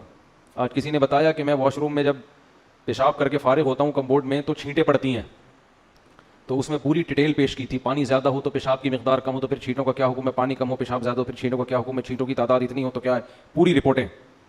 میں نے بولا بھائی تو استنجا کر کے پتلی گلی سے نکل جائے کر, تھوڑا احتیاط کرو کہ چھینٹیں نہ پڑیں, باقی اتنا رپورٹ پیش کرنے کی ضرورت نہیں ہے. پتلی گلیاں کیوں بنائی جاتی ہیں بھائی؟ اس لیے تو بنائی جاتی ہیں, اگلے نے بھی انتظار کر رہا ہے, وہ باہر کھڑا ہوا, اس کی چھینٹوں کا, اس کا تو سب کچھ حساب کتاب جو ہے نا وہ اس کی پینٹ میں ہو جائے گا تمہاری چھینٹوں کے چکر میں. تو مسلط کر لیتے ہیں اپنے اوپر. تو بعض لوگ ادب تمیز کو مسلط کر لیتے ہیں بہت زیادہ. اب دیکھو اگلی صف میں لوگ قرآن پڑھتے ہیں, مسجد میں پچھلی صف میں قرآن ہی نہیں پڑھتے بیٹھ کے, اس لیے کہ وہ کہتے ہیں اگلے والے کی پیٹھ ہو رہی ہے. کچھ نہیں ہوتا بھائی, اگر ہو رہی ہے تو اب یہ تھوڑی کہ وضو خانے تک کوئی قرآن ہی نہیں پڑھ سکتا بیٹھ کے. تو یہ تو مجبوری ہے, جب صفوں میں بیٹھیں گے تو پشت سے بچنا ممکن نہیں ہے, تو کوئی مسئلہ نہیں ہے. اگلی صف میں بھی لوگ قرآن لے کے بیٹھ جائیں, پچھلی صف میں بھی بیٹھ جائیں لوگ لے کے, اس بہانے تلاوت تو کریں گے نا. ہاں جان جان کر بے ادبی کرنا یا وہ طریقہ اختیار کرنا جس میں واضح توہین ہو, یہ جائز نہیں ہے. تو ہمارے ہاں عربوں میں ایسا ہوتا ہے کہ پچھلی صفوں میں بھی لوگ قرآن پڑھتے ہیں, ادھر انڈیا پاکستان میں ہوتا ہی نہیں ہے, قرآن کی تلاوت ہی نہیں ہوتی مسجدوں میں اس چکر میں. اچھا تو حضرت سلیمان علیہ السلام نے خط لکھا بسم اللہ الرحمن الرحیم، اللہ کے نام سے جو بڑا مہربان اور نہایت رحم کا. کیا جان پیدا ہو جاتی ہے اس سے آپ کی تحریر میں. اور آگے مضمون دیکھو، اللہ تعالو علیہ، بات یہ ہے سرکشی مت کرو، وَأْتُونِي مسلمین، فرما بردار بن کے چلی آؤ، بس دیٹس آل. آگے اپنے سائن یا اسٹیمپ جو بھی ہوگی، اتنی سی بات. ٹھیک ہے نا. میں نے اس دن بیان کیا تھا نا کہ زیادہ بولنا کس کی علامت ہے؟ فالٹ کی. تو سلیمان علیہ السلام نے ٹو دا پوائنٹ بات کی ہے. اب سوال پیدا ہوتا ہے بھائی یہ کیا دھمکی ہو گئی یار، بیٹھے بیٹھے کسی کو بھی دھمکی لگا دو. ان کی پوری گورنمنٹ ہے، پوری ریاست ہے، پورا ایک کنٹری چلا رہے ہیں، اور آپ ان سے کہہ رہے ہو کہ انسان کے بچے بن کے چلے آؤ، چھوڑ دو گورنمنٹ، اپنی حکومت چھوڑ دو. اصل میں سلیمان علیہ السلام نے بسم اللہ الرحمن الرحیم کے لفظ میں میسج دے دیا تھا کہ زمین پہ حکومت کا جو اصل حق ہے وہ اللہ کو ہے، اور نظام کس کا چلے گا؟ اللہ کا. اس کے علاوہ کسی کو زمین پر حکومت کا حق حاصل نہیں ہے. ہاں طاقت کے بلبوتے پر کوئی غلبہ حاصل کر لے تو سامنے والے میں اگر طاقت نہیں ہے تو صبر کرے، لیکن سلیمان علیہ السلام میں پاور تھی تو ان کے ہاں سے طاقت کے زور سے اسلام پھیلا ہے. تو کفر کس زور سے پھیلا ہے؟ کیا وہ جلیبیاں کھلا کے پھیلا ہے، لڈو کھلا کے پھیلا ہے؟ دنیا میں جتنی حکومتیں بنی ہیں طاقت کے زور سے ہی بنی ہیں. ہندوستان میں مہاراجے آئے، انہوں نے لڑ لڑ کے علاقوں پہ قبضے کیے. امریکہ دریافت ہوا تو لڑائیاں ہوئی ہیں، کالوں کو مارا ہے. آسٹریلیا میں تو کالوں کو، لاکھوں کالوں کو ایسے مارا ہے بندوقوں سے جیسے ہم ہرن کا شکار کرتے ہیں، اس طرح سے مارا ہے. دنیا میں کہیں بھی کوئی گورنمنٹ پاور کے بغیر نہیں بنی ہے. اس کے بعد پھر وہ جمہوری نظام آیا گورنمنٹ بننے کے بعد کہ اب ملک کے حاکم کی سلیکشن کیسے ہوگی. تو اسلام نے کیا حکم دیا، اور اسلام تو طاقت کے زور سے پھیلا ہی نہیں ہے. ایک شخص آپ دنیا میں ایسا نہیں دکھا سکتے جس کو تلوار رکھ کے مسلمان کیا گیا ہو. ایک شخص نہیں دکھا سکتے آپ ایسا. تو سلیمان علیہ السلام نے کے پاس چونکہ پاور تھی نا، جب آپ کے پاس پاور ہوتی ہے تو آپ زیادہ لمبی چوڑی باتیں نہیں کرتے. طاقت جب ہوتی ہے نا، دیکھو ایک باڈی بلڈر نے اپنا واقعہ سنا ہے، بہت ڈولے شولے بنے ہوئے، بڑے لمبے چوڑے. تو ان کا کسی سے پھڈا ہو گیا نا، جس سے پھڈا ہوا اس نے اس باڈی بلڈر کو دیکھا نہیں تھا، بس ویسے ہی لڑنے چلا گیا. گھر اب تو نے میرے بھائی کو چھڑا، اب تیری ایسی کی تیسی. جا کے دروازہ نوک کیا. اب یہ بلڈر مجھے خود اپنا واقعہ سنا رہا ہے. بلڈر کا دروازہ نوک کیا اس نے، تھا باریک سا دبلا پتلا جو نوک کرنے والا ہے. تو بلڈر جب کہتا ہے، مجھے کہتا ہے جب میں گھر سے باہر نکلا نا تو مجھے دیکھ کے نا وہ ایسے غصے میں غضبناک آگ بگولا ہو رہا ہے. مجھے ڈر یہ لگ رہا تھا کہ جتنا اس کو غصہ آ رہا ہے اس کی صحت اتنا غصہ افورڈ نہیں کر سکتی. یہ تو میرے الفاظ ہیں، یہ انہوں نے تو کچھ اور کہا تھا، یعنی اس کی تعبیر میں کر رہا ہوں اپنے الفاظ میں کہ اس کی جو صحت ہے یہ اتنا غصہ افورڈ نہیں کر سکتی. تو کہہ رہے وہ ایسے یوں یوں اچھل رہا تھا تو مجھے ہنسی آ گئی. مجھے لگا کہ یہ تو یہیں کہیں پگھل نہ جائے بھائی غصے سے. تو کہہ رہے مجھے ہنسی آ گئی. میں نے کہا یار جا. وہ چلا گیا بڑے آرام سے. وہ کیا ہوا؟ تو پاور ہے نا، تو زیادہ لمبی چوڑی باتوں کی بولو ضرورت نہیں ہے. ٹو دا پوائنٹ بات سے ہی مسئلہ حل ہو جاتا ہے. اسی طرح یاد رکھو جب کسی باطل سے بحث ہوتی ہے تو باطل سے بحث میں بھی لمبی چوڑی باتوں کی ضرورت نہیں ہوتی. اور باطل کی عادت ہوتی ہے باتوں کو طول دیتا ہے. میری کچھ دن پہلے بحث ہوئی تھی نا تقلید کے موضوع پر. میں نے پوچھا تقلید کسے کہتے ہیں؟ انہوں نے کہا بغیر دلیل کسی کو ماننا اور یہ حرام ہے. تو میں ایک بات پہ اڑ گیا تھا کہ صحابہ نے بھی تو، بہت سے تابعین نے تو صحابہ کی بات کو بلا دلیل فالو کیا، تو یہ کیا ہے؟ تو پوری بحث میں اس کا جواب نہیں آیا. تو کھینچتے رہو بحث کو، کھینچتے رہو کھینچتے رہو. منکرین حدیث سے دو چار کی طرح ہم باتیں پوچھتے ہیں کہ اگر حدیث حجت نہیں ہے تو یہ جو قرآن نے کہا ہے کہ نبی ڈیفائن کریں گے کہ قرآن میں کیا لکھا ہے، تو وہ نبی کا ڈیفائن کیا ہوا کہاں گیا؟ ہمیں تو یہ حدیثوں میں ہی ملتا ہے. اگر یہ غلط ہے تو پھر صحیح کہاں ہے؟ قیامت تک منکرین حدیث بغلیں جھانکتا رہے گا، اس کا جواب نہیں دے گا، بات کو گھمائے گا وہ. تو باطل ہمیشہ بات کو کیا کرتا ہے؟ دائیں بائیں گھماتا ہے. قادیانی سے آپ پوچھ لیں کہ فرض کر لو نبی صلی اللہ علیہ وسلم آخری نبی نہیں ہے، نقل کفر کفر نباشت، فرض کر لو، تو اس سے یہ کہاں ثابت ہوتا ہے کہ مرزا نبی ہے؟ حضرت عیسیٰ آخری نبی نہیں تھے، تو کیا ان کے بعد جو بھی نبوت کا دعویٰ کرے وہ نبی ہوگا؟ ایسا تھوڑی ہے. آپ کے ذمہ یہ نہیں ہے کہ ختم نبوت کا مسئلہ، آپ کے ذمہ مرزا کو نبی ثابت کرنا ہے. تو آؤ اس پہ بات کرتے ہیں کہ مرزا شریف آدمی بھی تھا یا نہیں تھا. آپ شرافت ثابت کر دو، نبی ہم خود ہی مان لیں گے. قادیانی الٹا لٹک جائے گا مگر اس بحث پہ آمادہ نہیں ہوگا، کیونکہ اس کی کتابوں سے پتہ چلتا ہے کہ وہ شریف انسان نہیں تھا، اسی کی کتابوں سے. سمجھتے نہیں ہو میرا خیال ہے بات کو، پھر بھی نکل پڑتے ہو رات کو. تو بحثوں کو الجھانے کی کوشش کی جاتی ہے. تو اللہ تعالیٰ نے، وہ کیا تھا مسئلہ یار، تو سلیمان علیہ السلام چونکہ پاورفل تھے نا، تو یہ نہیں کہ پورا لمبا 6 صفحوں کا لیٹر لکھ رہے ہیں. ایکچولی بات اصل میں یہ ہے کہ دیکھیے میں اللہ کا سچی مچی کا نبی ہوں، اور یہ ہے کہ وہ لمبی، بھائی حاکم سے بات ہو رہی ہے، حاکم کی آنکھوں میں آنکھیں ڈال کے بات کرو گے تو بات سمجھ میں آئے گی. حاکم جیسے ہو تو بات کرو, ورنہ بات کرنے کی ضرورت نہیں ہے. ورنہ عام آدمی کو کیا ضرورت ہے حکمرانوں سے خام خامے پنگا لینے کی. معذرت کے ساتھ ایسے الفاظ میں استعمال کروں, کوئی دوسرا لفظ پنگے کے متبادل ہو تو مجھے بتائیں, اگلے بیان میں وہ یوز کروں گا. پھر میں حاکم سے الجھنے کی بلا وجہ کیا ضرورت ہے, ورنہ اپنی اوقات میں رہو نا. تو سلیمان علیہ السلام کے پاس ایک پاورفل حکومت تھی. تو سلیمان علیہ السلام کا انداز کیا تھا, اللہ تعالی علیہ, مجھ پر سرکشی مت کرنا, مجھ پر سرکشی. کیونکہ بادشاہ کو جب کوئی خط جاتا ہے نا اس قسم کا, تو پہلے تو وہ تیش میں آتا ہے, اس نے مجھے خط کیسے لکھا ہے, اس نے مجھے, تو انہوں نے پہلے بتا دیا کہ یہ دھمکی والے لہجے میں بات کرنا مجھے بالکل پسند نہیں ہے. ٹھیک ہے نا. جب مسلمانوں کی خلافتیں تھیں نا, تو مسلمانوں کا اسٹائل بھی یہی ہوا کرتا تھا, یہی اسٹائل ہوا کرتا تھا. تو اس لیے قرآن کہہ رہا ہے اپنے آپ کو مضبوط کرو, مضبوط طاقتور بناؤ, اسٹائل چینج کرو. لیکن طاقتور بنائے بغیر اگر اسٹائل چینج کر دیا نا تو لینے کے دینے پڑ جائیں گے. وہی حال ہو جائے گا جو باڈی بلڈر کے گیٹ پر آیا تھا اور کانپتا ہوا واپس چلا گیا. اللہ تعالی علیہ, سرکشی مت کرو, واتونی مسلمین, اور فرمانبردار بن کے چلی آؤ. اس میں انہوں نے اسلام کی دعوت دے دی, کیونکہ اللہ کا لفظ استعمال کیا, الرحمن الرحیم, بڑا مہربان اور نہایت رحم کرنے والا. اس میں بتا دیا ملکہ سبا بڑی ذہین. میں کہہ رہا تھا نا اللہ نے عورتوں کو مردوں سے کم عقل دی ہے, مگر کچھ عورتیں مردوں سے زیادہ ذہین. ایک طرف ہم ملکہ سبا کو لیتے ہیں, ایک طرف فرعون کو لیتے ہیں. ملکہ سبا نے ایک خط پڑھا ہے, اس کی کھوپڑی میں بات آ گئی, اور فرعون کمبخت, موسیٰ علیہ السلام نے خط نہیں بھیجا, موسیٰ علیہ السلام چل کے اس کے محل میں گئے ہیں.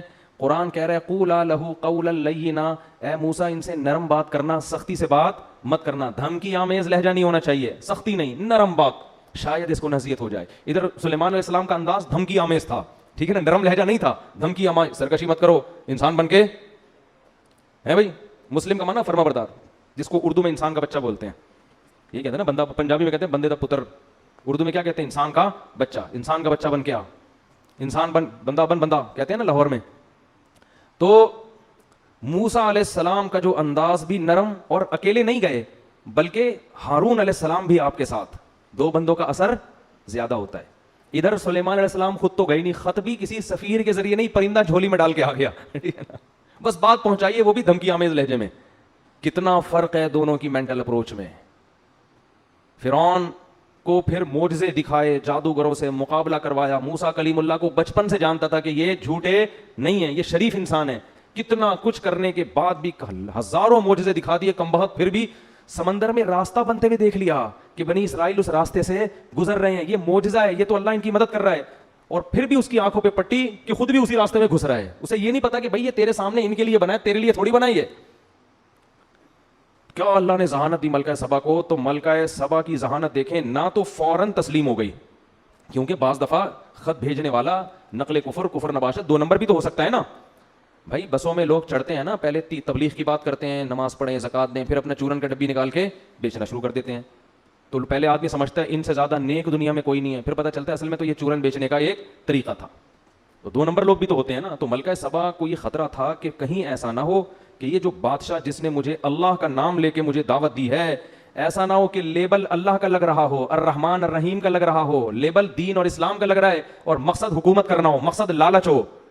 یہ اور زیادہ ذہین ہونے کی علامت ہے. اگر فوراً رسپانس کرتی اچھا میں آ رہی ہوں, خود اس سے کہتی تم چلو میں پیچھے پیچھے آ رہی ہوں, بس تسلیم, یہ بھی بیوقوف ہونے کی علامت. بھائی پہلے تحقیق تو کرو یہ بندہ ٹھیک بھی ہے کہ نہیں ہے.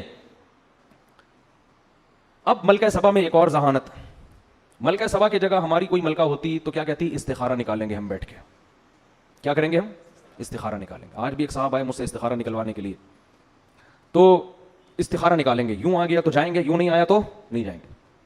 ملکہ سبا جانتی تھی بھائی کھوپڑی میں جو اللہ لوگوں کے دماغوں میں ڈالتا ہے وہ استخاروں میں نہیں نکلتا. استخارہ تو ایک دعا ہے. تو ملکہ سبا نے سارے اپنے مسٹنڈوں کو جمع, مسٹنڈے تو نہیں کہنا چاہیے, جو بھی درباری تھے نا وہ تھے تو مسٹنڈے, سارے بڑے بڑے جو فوج کے آفیسرز تھے, اس کے لیفٹیننٹ کرنل, جنرل, سارے جو بھی اس زمانے میں بہت مضبوط پاورفل گورنمنٹ تھی. قرآن کہتا ہے وہ اوتیت من کل شیء, ہر چیز اللہ نے اس کو دی تھی, چھوٹی موٹی حکومت نہیں تھی, بہت پاورفل تھی. تو اس نے اپنے سارے جرنیلوں کو جمع کیا, آرمی کا اجلاس طلب کیا, آ جاؤ بھائی, اور کہنے لگی یا ایھا الملا, اے میرے, ملا کہتے ہیں جو اپر لیول کے لوگ ہوتے ہیں نا, جو گورنمنٹ میں بہت اونچی اونچی پوسٹوں پر ہوتے ہیں, ان سے ان کو بٹھا کے کہنے لگی انی القی الی کتاب کریم, میرے پاس ایک لیٹر آیا ہے خاندانی. مضمون سے اندازہ لگا لیا کہ بھیجنے والا بھی کیا ہے, چھوٹا موٹا آدمی اگر چھوٹا موٹا ہوتا نا تو 6 صفوں کا خط لکھا ہوتا اس نے, ایکچولی زیادہ ہوتا اس میں, زیادہ ہوتا ٹھیک ہے نا, اور پھر پھول بنائے ہوئے ہوتے, 2 گلاب کے پھول بھی خط کے اندر ڈالے ہوئے ہوتے. تو کیسے اس نے, ذہین کتنی تھی اندازہ لگاؤ. انی القی الی کتاب کریم, کریم کہتے ہیں عزت دار, میرے پاس ایک خط آیا ہے, خط سے لگ رہا ہے کہ یہ معمولی خط نہیں ہے, مختصر ٹو دا پوائنٹ, اور دھمکی بھی اور دعوت بھی. یہ خط تو اس قابل نہیں ہے کہ اس کو پھاڑ کے پھینک دیا جائے, اس پہ ایک اجلاس ہونا چاہیے, اس پہ ایک اجلاس ہونا چاہیے. اور اس پھر کہنے لگی خط یہ ہے, بڑا وہ ترجمہ ہوتے ہوگا اس زمانے میں, ٹرانسلیشن کا انتظام ہوتا ہوگا, اگر زبان الگ الگ ہے تو قرآن تو واقعے کو شارٹ کر کے سناتا ہے نا. اور کہنے لگی انی القی الی کتاب کریم انہ من سلیمان و انہ بسم اللہ الرحمن الرحیم اللہ تعالی علی واتونی مسلمین. پورا خط پڑھ کے سنایا اور کہنے لگی یا ایھا الملأ افتونی فی امری, اے میرے ساتھ اٹھنے بیٹھنے والے لوگوں, مجھے میرے معاملے میں مشورہ دو.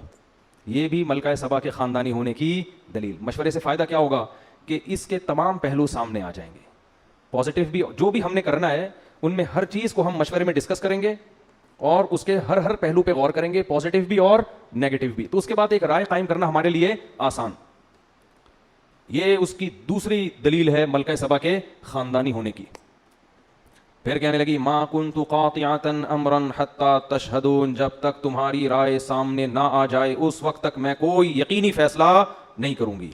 یہ تیسری دلیل ہے کیا ہونے کی, قاطعۃ امرا کا مطلب میں اپنی رائے تو پیش کروں گی لیکن فیصلہ میں اس وقت کروں گی جب تمہاری رائے بھی سامنے آ جائے. تو ابھی جو میں رائے پیش کروں گی وہ میرا فیصلہ نہیں ہے, وہ رائے ہے, اور تمہاری رائے آنے کے بعد جو میں رائے دوں گی وہ رائے نہیں ہوگی بلکہ وہ آرڈر ہوگا. یہ اسٹائل مارکیٹ میں ملے گا آج کل آپ کو کہیں ہے بھائی, یہ ہمیں بھی اسٹائل سکھایا جا رہا ہے ٹھیک ہے نا, کہ ہم بھی اپنے فیصلے بولتے کیوں نہیں کریں, ہم سے قیامت تک کوئی فیصلہ ہوتا ہی نہیں ہے. آج قوت فیصلہ, ڈیسیجن پاور جسے کہتے ہیں نا, وہ مارکیٹ سے کیا ہو گئی ہے, شارٹ. ساری زندگی سوچتے رہتے ہیں کرنا ہے کہ نہیں کرنا ہے, کرنا ہے کہ نہیں کرنا ہے, کرنا ہے کہ نہیں, کوئی طریقہ ہی نہیں ہے نتیجے تک پہنچنے کا. قالوا نحن اولو قوت, وہ پاورفل لوگ تھے, سمجھدار لوگ تھے, انہوں نے بات کیا کی, انہوں نے کہا دیکھو بھائی نحن اولو قوت, ہم پاورفل لوگ ہیں, طاقتور لوگ ہیں, کمزور نہیں ہیں. کیا مطلب, اگر تو لڑائی کا آرڈر دے گی تو بزدلی نہیں دکھائیں. یہ کسی ملک کی آرمی کے خاندانی ہونے کی دلیل ہے کہ جب گورنمنٹ مشورہ لے رہی ہو فوج سے, کیا خیال ہے بھائی اس کنٹری پہ حملہ کرنے کا, تو فوج یہ نہیں کہ ابھی دیکھیں ایکچولی ابھی تو اتنے سارے مسائل چل رہے ہیں, کیا ابھی پھڈا ختم نہیں ہوا, دوسرا پھڈا شروع کر دیا آپ نے, ہیں یہ کوئی بات ہے, لڑائی پھڈے, اور خط بھی تو دیکھو نا, خود ہی کہہ رہی ہو خاندانی خط ہے, اوپر سے اس بندے سے لڑواؤ گی ہم کو, معیشت دیکھو کہاں جا رہی ہے, ڈالر دیکھو کہاں جا رہا ہے, وہ بھی لڑائی کی بات. یہ فوج پہ یہ باتیں سوٹ بولو نہیں کرتی, فوج پہ یہ بات سوٹ کرتی, بھائی لڑائی کے لیے ہر وقت تیار, آرڈر کرو, بس آرڈر آپ کا ہوگا. یہ بھی فوج کے کیا خاندانی ہونے کی دلیل. لیکن انہوں نے ایک فالٹ تھا اس میں, فالٹ یہ تھا کیونکہ وہ ملکہ سبا کی طرح ذہین نہیں تھے, فالٹ یہ تھا کہ آپ رائے وہ دیں جو آپ کی اپنی خدمات تو پیش کریں آپ, لیکن آپ سے مشورہ یہ نہیں لیا جا رہا کہ آپ لڑنے کے لیے تیار ہیں یا نہیں, مشورہ آپ سے یہ لیا جا رہا ہے کہ لڑنا مناسب ہے یا نہیں, کیا کریں. اس بارے میں انہوں نے کوئی مشورہ نہیں دیا. تو اس کا مطلب خاندانی تھے مگر اتنے نہیں جتنی ملکہ سبا خاندانی تھی. ظاہر ہے یہ اس سے زیادہ خاندانی ہوتے پھر یہ اس کے باپ بن کے بیٹھے ہوئے ہوتے نا وہاں پہ ٹھیک ہے, اس کی تھوڑی سلیکشن ہوتی. تو والامر الیک, کہنے لگے ہم طاقتور لوگ ہیں, کمزور نہیں ہیں, لڑنے کے لیے ہر وقت تیار ہیں. والامر الیک, لیکن فیصلہ تو نے کرنا ہے, ملک کی حاکم کون ہے, تو ہے. فانظری ماذا تأمرین, تو بتا تیرا کیا حکم ہے. ملکہ سبا بہت ذہین تھی, اگر وہ یہ کہہ دیتی کہ نہیں بھائی ابھی میرا لڑنے کا پروگرام نہیں ہے, اس میں 2 نقصان تھے. ایک یہ کہ آرمی کہتی کہ بھائی اس نے فیصلہ جلد بازی میں کیا ہے, اس کو چاہیے کہ دوسرا پہلو بھی ہمارے سامنے, لڑنے کے فضائل بھی اور نہ لڑنے کے بھی ہمارے سامنے رکھے. دوسرا نقصان اس میں یہ ہوتا, یعنی پہلا تو یہ ہوتا کہ اس نے فیصلہ جلد بازی میں کیا ہے, دوسرا یہ ہوتا کہ یہ بزدل ہے, ہماری گورنمنٹ اپنے آپ کو بچانے کے چکر میں دوسروں کی دھمکیوں کو پی رہی ہے. تو یہ دونوں چیزیں امیج غلط جاتے ہیں. تو ملکہ سبا نے دونوں پہلو سامنے رکھے. اس نے کہا دیکھو بات یہ ہے کہ نہ تو میں لڑائی سے بھاگنے والی ہوں, نہ میں اس کی قائل ہوں کہ ہر صورت میں لڑیں. ہم دیکھتے ہیں کہ لڑنا اگر ہمارے لیے فائدے مند ہے تو لڑیں گے, نہیں لڑنا فائدے مند تو نہیں لڑیں گے. اب لڑنا فائدے مند کب ہے, نہیں لڑنا فائدے مند کب ہے, اگر طاقت کا مقابلہ طاقت سے ہو رہا ہے تو لڑیں گے. لیکن اگر یہ ویژنری آدمی ہے, اس کی دعوت صحیح ہے, یہ پیسے کے لیے حکومت کے لیے نہیں لڑ رہا, یہ خدا کے دین کو غالب کرنے کے لیے ایک اس کا نظریہ ہے, ایک تھیوری ہے, ایک نظریہ ہے, اس کے لیے لڑ رہا ہے, تو پھر ہم اس سے مقابلہ نہیں کر سکتے. کیونکہ اگر ہم نے اس سے مقابلہ کیا, فتح ہو گئی تو بلے بلے, شکست ہو گئی تو پھر یہ ایسی واٹ لگا کے رکھے گا نا ہماری, اور ایسا ستیہ ناس کرے گا کہ سوچ لو کہ عزت دار لوگ ذلیل ہو جائیں گے. تو یہ دوسرا آپشن بھی سوچ لو. کیسی خاندانی در خاندانی ہے کہ نہیں ہے. تو کیا کہنے لگی؟ ان الملوک اذا دخلوا قریۃ افسدوها. دیکھو تم نے تو بات کر دی ہم لڑنے کے لیے تیار ہیں، لیکن بادشاہ لوگ جب لڑتے ہیں تو شکست میں کے ساتھ فتح کا خطرہ بھی ہوتا ہے، اور اگر ان کو فتح ہو گئی افسدوها، ملک کا بیڑا غرق کر دیں گے. وجعلوا اعزۃ اہلها اذلۃ، اور بادشاہوں کی عادت ہے ملک فتح کرنے کے بعد عزت دار لوگوں کو ذلیل بنا دیتے ہیں. میں بھی باندی بن سکتی ہوں، لونڈی بن سکتی ہوں، تم بھی سارے کیا بن جاؤ گے؟ قیدی بنو گے، غلام بنو گے. وَكَذَلِكَ يَفْعَلُونَ، یہ بھی کریں گے ایسا. لہذا ہم یہ تحقیق کرتے ہیں کہ یہ اہل حق ہیں یا اہل باطل. تو اب آپ مجھے بتاؤ کہ جو آدمی خامخواہ میں دھمکیاں دے رہا ہو، اس کے پیچھے کوئی ویژن نہ ہو، تو اس سے اس کا دنیاوی مفاد کے علاوہ کوئی مقصد ہوگا؟ ہے بھائی، خامخواہ میں ایک آدمی کسی کو تنگ کر رہا ہے، اس کا مطلب بھائی آپ اس کے وسائل پہ قبضہ کرنا چاہتے ہیں. ایک ملک جب دوسرے ملک پہ بھی لاوجہ حملہ کر رہا ہے، اس کا مطلب اس کے وسائل کس کے کنٹرول میں لانا چاہ رہا ہے؟ اپنے. اسلام کی لڑائی اس مقصد کے لیے نہیں ہوتی. تو اس نے یہ کہا انی مرسلۃ الیہم بہدیۃ فناظرۃ بما یرجع المرسلون، میں اس کے پاس ہدیے تحفے تحائف بھیجتی ہوں بڑے خاندانی اور قیمتی قسم کے. گورنمنٹ کے پاس جو گفٹ ہوں گے وہ چھوٹے موٹے نہیں ہوں گے. اگر یہ شخص دنیا پرست ہے، اس کے دل میں حکومت کی لالچ ہے، یہ نذرانے دیکھ کرنا یہ اپنے ویژن اور نظریے سے پیچھے ہٹ جائے گا، اس کی دعوت میں لچک پیدا ہو جائے گی. پھر اگر دھمکی دی تو ہم لڑیں گے اس سے، اور اگر دھمکی نہیں بھی دی تو بھی لڑیں گے، کیونکہ یہ اس کی علامت ہے کہ یہ خام خام حکومت کا نشہ ہے. تو ملکہ سبا نے نا اس زمانے کے اربوں خربوں کے حساب سے ہیرے جواہرات جو بھی قیمتی بہت خاندانی قسم کے تحفے تھے قاصدین کو دیے، اور بولے جاؤ سلیمان کو دے کر آ جاؤ. حضرت سلیمان کے پاس جب وہ تحفے آئے ہیں، فلما جاء سلیمان، جب وہ تحفے سلیمان السلام کے پاس آئے، قال اتمدوننی بمال، انہوں نے فرمایا کہ چند ٹکے کے لوگ تم لوگ میری پیسوں سے مدد کرنا چاہ رہے ہو. ہے بھائی، میری دعوت کا تم نے یہ مطلب لیا ہے؟ چند ٹکے تو میں اپنی طرف سے لگا رہا ہوں، یعنی اتمدوننی بمال، تم پیسوں سے میری مدد کر رہے ہو. تم یہ سمجھ رہے ہو کہ اتنے ڈالر ہم تمہارے لیے مدد کے لیے بھیجیں گے تو تم چپ ہو جاؤ گے؟ اتمدوننی بمال، پیسوں کے ذریعے مجھے چپ کرانا چاہ رہے ہو. فما آتانی اللہ خیر مما آتاکم، اللہ نے مجھے جو وسائل دیے نا وہ تم سے کروڑہ گنا زیادہ دیے. ارجع الیہم، پتلی گلی سے نکل، پتلی گلی سے واپس. قاصد کو کہہ رہے ہیں پلٹ جا واپس، اور ملکہ سبا کو جا کے بول کہ اب دوسرا خط نہیں آئے گا، ہدہد کے اور بہت سارے کام ہیں ہمارے پاس. ہدہد اس کام کے لیے فارغ نہیں بیٹھا ہوا کہ خط و کتابت ہی کرتا رہے.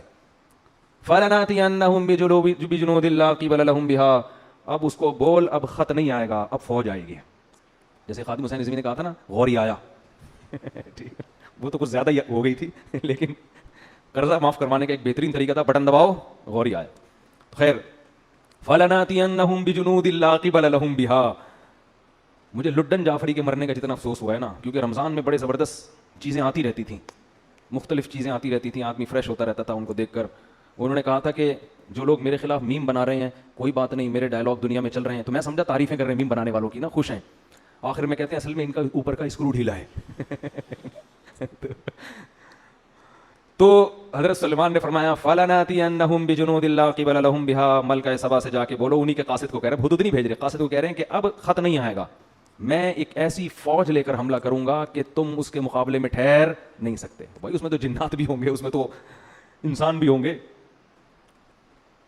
اور وَلَنُخْرِجَنَّهُمْ مِنْهَا أَذِلَّةً وَهُمْ صَاغِرُونَ، اور ہم ان کو ان کے ملک سے ذلیل کر کے نکالیں گے، اور یہ سب عزت دار لوگ رسوا ہو جائیں گے. پھر ہم اتنے عزت سے نہیں، لڑائی ہوگی تو لڑائی کا انجام تمہیں پتہ ہے کیا ہوتا ہے.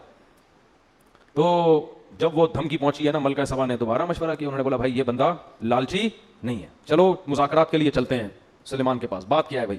یہ نہیں کہ جنگ کے لیے چلتے ہیں، بلایا جا کے بات چیت کرتے ہیں، کیا مسئلہ ہے بھائی؟ ٹھیک ہے نا. تو قرآن کہہ رہا ہے کہ حضرت سلیمان کو اطلاع مل گئی کہ ملکہ سبا وہاں سے چل پڑی ہے. حضرت سلیمان علیہ السلام چاہتے تھے کہ ملکہ سبا کو ہم نے دعوت دینی ہے، لڑائی کے بغیر ہی کام بن جائے تو زیادہ اچھا ہے نا. اسلام حدیث میں آتا ہے کہ لا تتمنوا لقاء العدو، دشمن سے لڑائی کی تمنا کبھی بھی مت کرو. جنگ اسلام میں کوئی پسندیدہ کام نہیں ہے، کوشش کرو کام جنگ کے بغیر ہو جائے.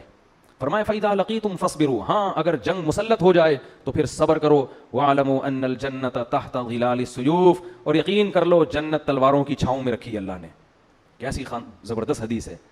تو حضرت سلیمان بھی چاہتے تھے کہ خام خام جنگ نہ ہو. اگر بھائی آرام سے یہ مسلمان ہو جاتی ہے تو کیا ضرورت ہے ہمیں جنگ کرنے کی، اور یہ مسلمان ہوگی تو پوری قوم نیچے مسلمان ہو جائے گی. تو سلیمان علیہ السلام نے ارادہ کیا اس کو اپنے کچھ معجزے پہلے سے دکھائیں تاکہ وہ دیکھ کے یقین کر لے کہ یہ انسان کے بس میں نہیں ہے، ان کے ساتھ کون ہے؟ اللہ ہے، اور یہ اللہ کے سچے نبی ہیں. اس کے لیے سلیمان علیہ السلام نے ترکیب یہ سوچی کہ ہم ایسا کرتے ہیں کہ ملکہ سبا کا اتنا بڑا عالی شان تخت، ہیرے جواہرات اس میں جڑے ہوئے اور ٹنوں من اس کا وزن، وہ کسی جن کو ٹھیکہ دو پہلے ہی اٹھا کے لے آئے وہ. تو جب وہ یہاں آ کے دیکھے گی تو حیران ہو جائے گی نا. تو یہ کام تو انسان کے بس میں ہے نہیں. اس زمانے میں جہاز تھوڑی تھے، جو ہوائی جہاز ہیں یہ تھوڑی تھے اس زمانے میں، اور شپ کے ذریعے آنے میں تو کئی مہینے لگ جاتے تھے. تو اس لیے سلیمان علیہ السلام نے اپنے دربار میں کہا یا ایھا الملأ ایکم یاتینی بعرشھا قبل ان یاتونی مسلمین.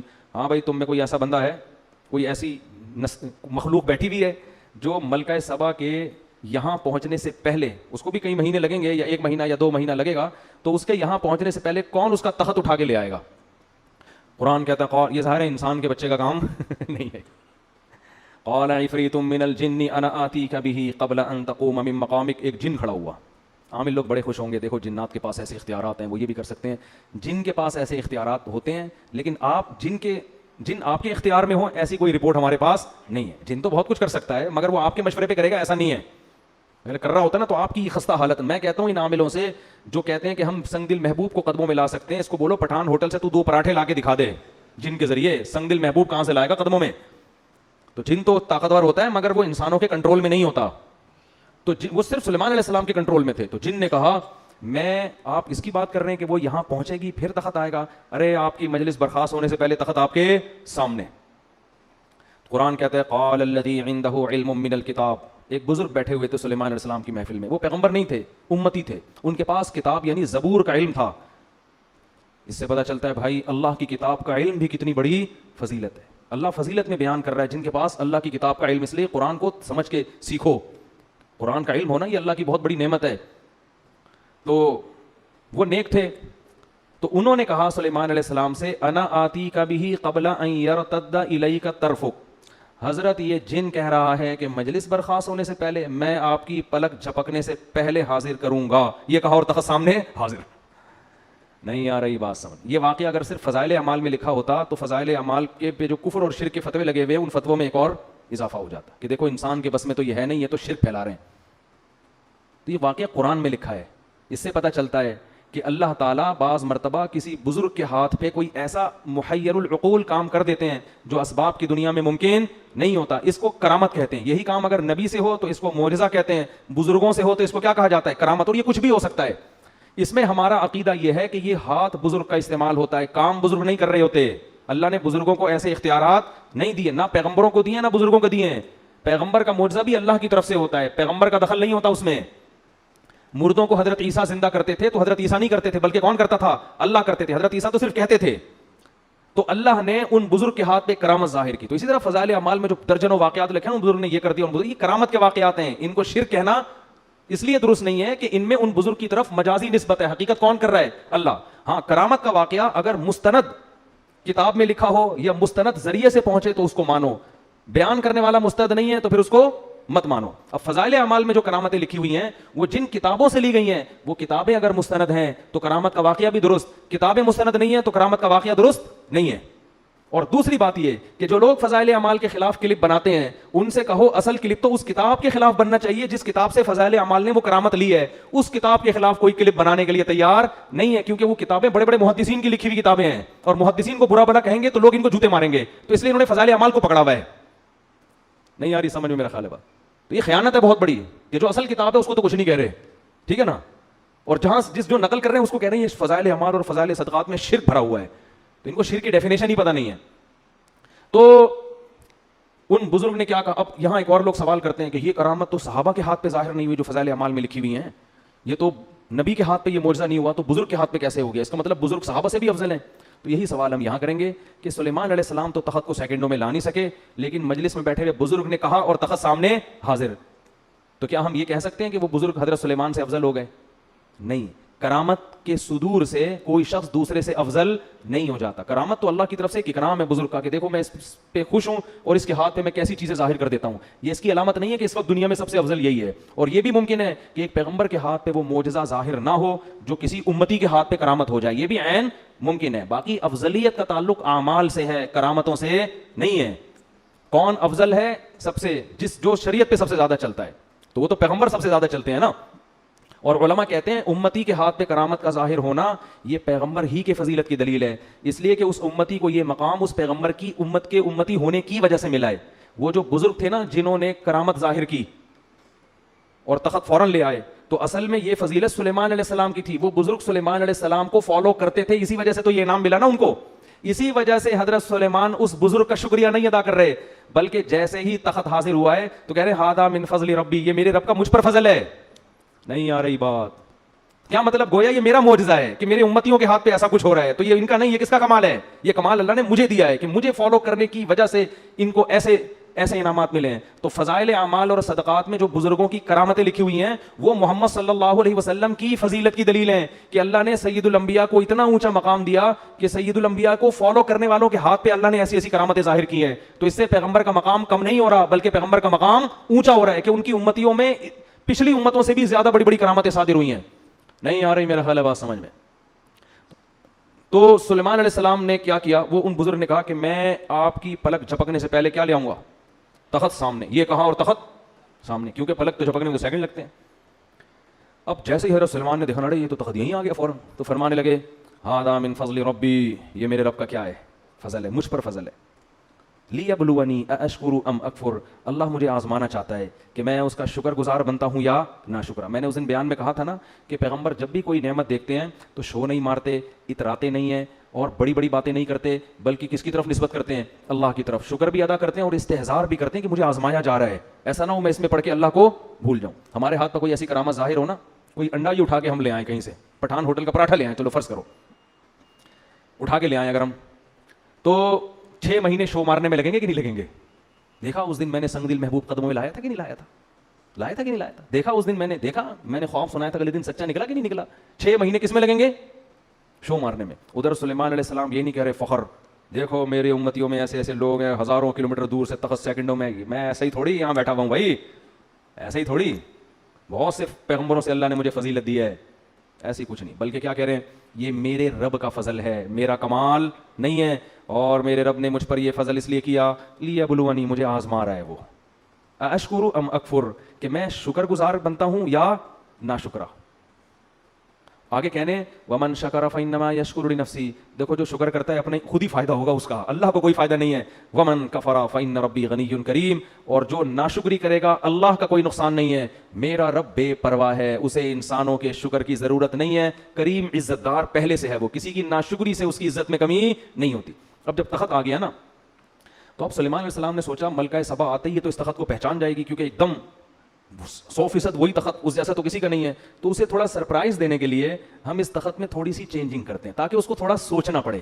جب انسان کنفیوز ہونے کے بعد کسی حقیقت پر مطلع ہوتا ہے تو اس پر اثر زیادہ ہوتا ہے. سمجھ میں نہیں آ رہی بات؟ تھوڑا سا کنفیوز ہو نا, پھر پتہ چلے بھائی یہ وہی ہے. جیسے حضرت یوسف جب مصر کے بادشاہ بنے نا, تو جو ان کے بھائی جب گئے ہیں تو حضرت یوسف کو پہچانا نہیں, لیکن کنفیوز ہو گئے تھے کہ ان کی شکل کس سے مل رہی ہے, ہمارے بھائی سے. پھر یوسف علیہ السلام نے بھی ان کو بتایا نہیں کہ میں تمہارا بھائی ہوں, بلکہ ان سے پوچھا کہ تمہیں پتا ہے تم نے اپنے بھائی کے ساتھ کیا کیا تھا کنویں میں؟ یہ نہیں بتایا کہ میں وہی ہوں. یہ سوال پوچھنا تھا کہ بھائی سمجھ گئے کہ یہ کون ہے, کیونکہ یہ واقعہ تو یوسف کے علاوہ کسی کو معلوم نہیں تھا. تو یہ بھی تھوڑا سا نا تردد میں ڈال کے کسی کو حقیقت بتانا, اس میں زیادہ لطف ہوتا ہے, اس میں زیادہ مزہ ہوتا ہے, اور اس میں جو آپ اس کو سکھانا چاہتے ہیں وہ زیادہ اچھی طرح سے سیکھتا ہے. تو سلیمان علیہ السلام نے کہا نکروا لہا عرشہا, ذرا اس کا جو تخت ہے اس کی سیٹنگ تھوڑی سی کیا کر دو, چینج کر دو, یہ والا نٹ بولٹ تھوڑا وہاں لگا دو, یہ والا وہاں لگا دو, اس طرح کر دو.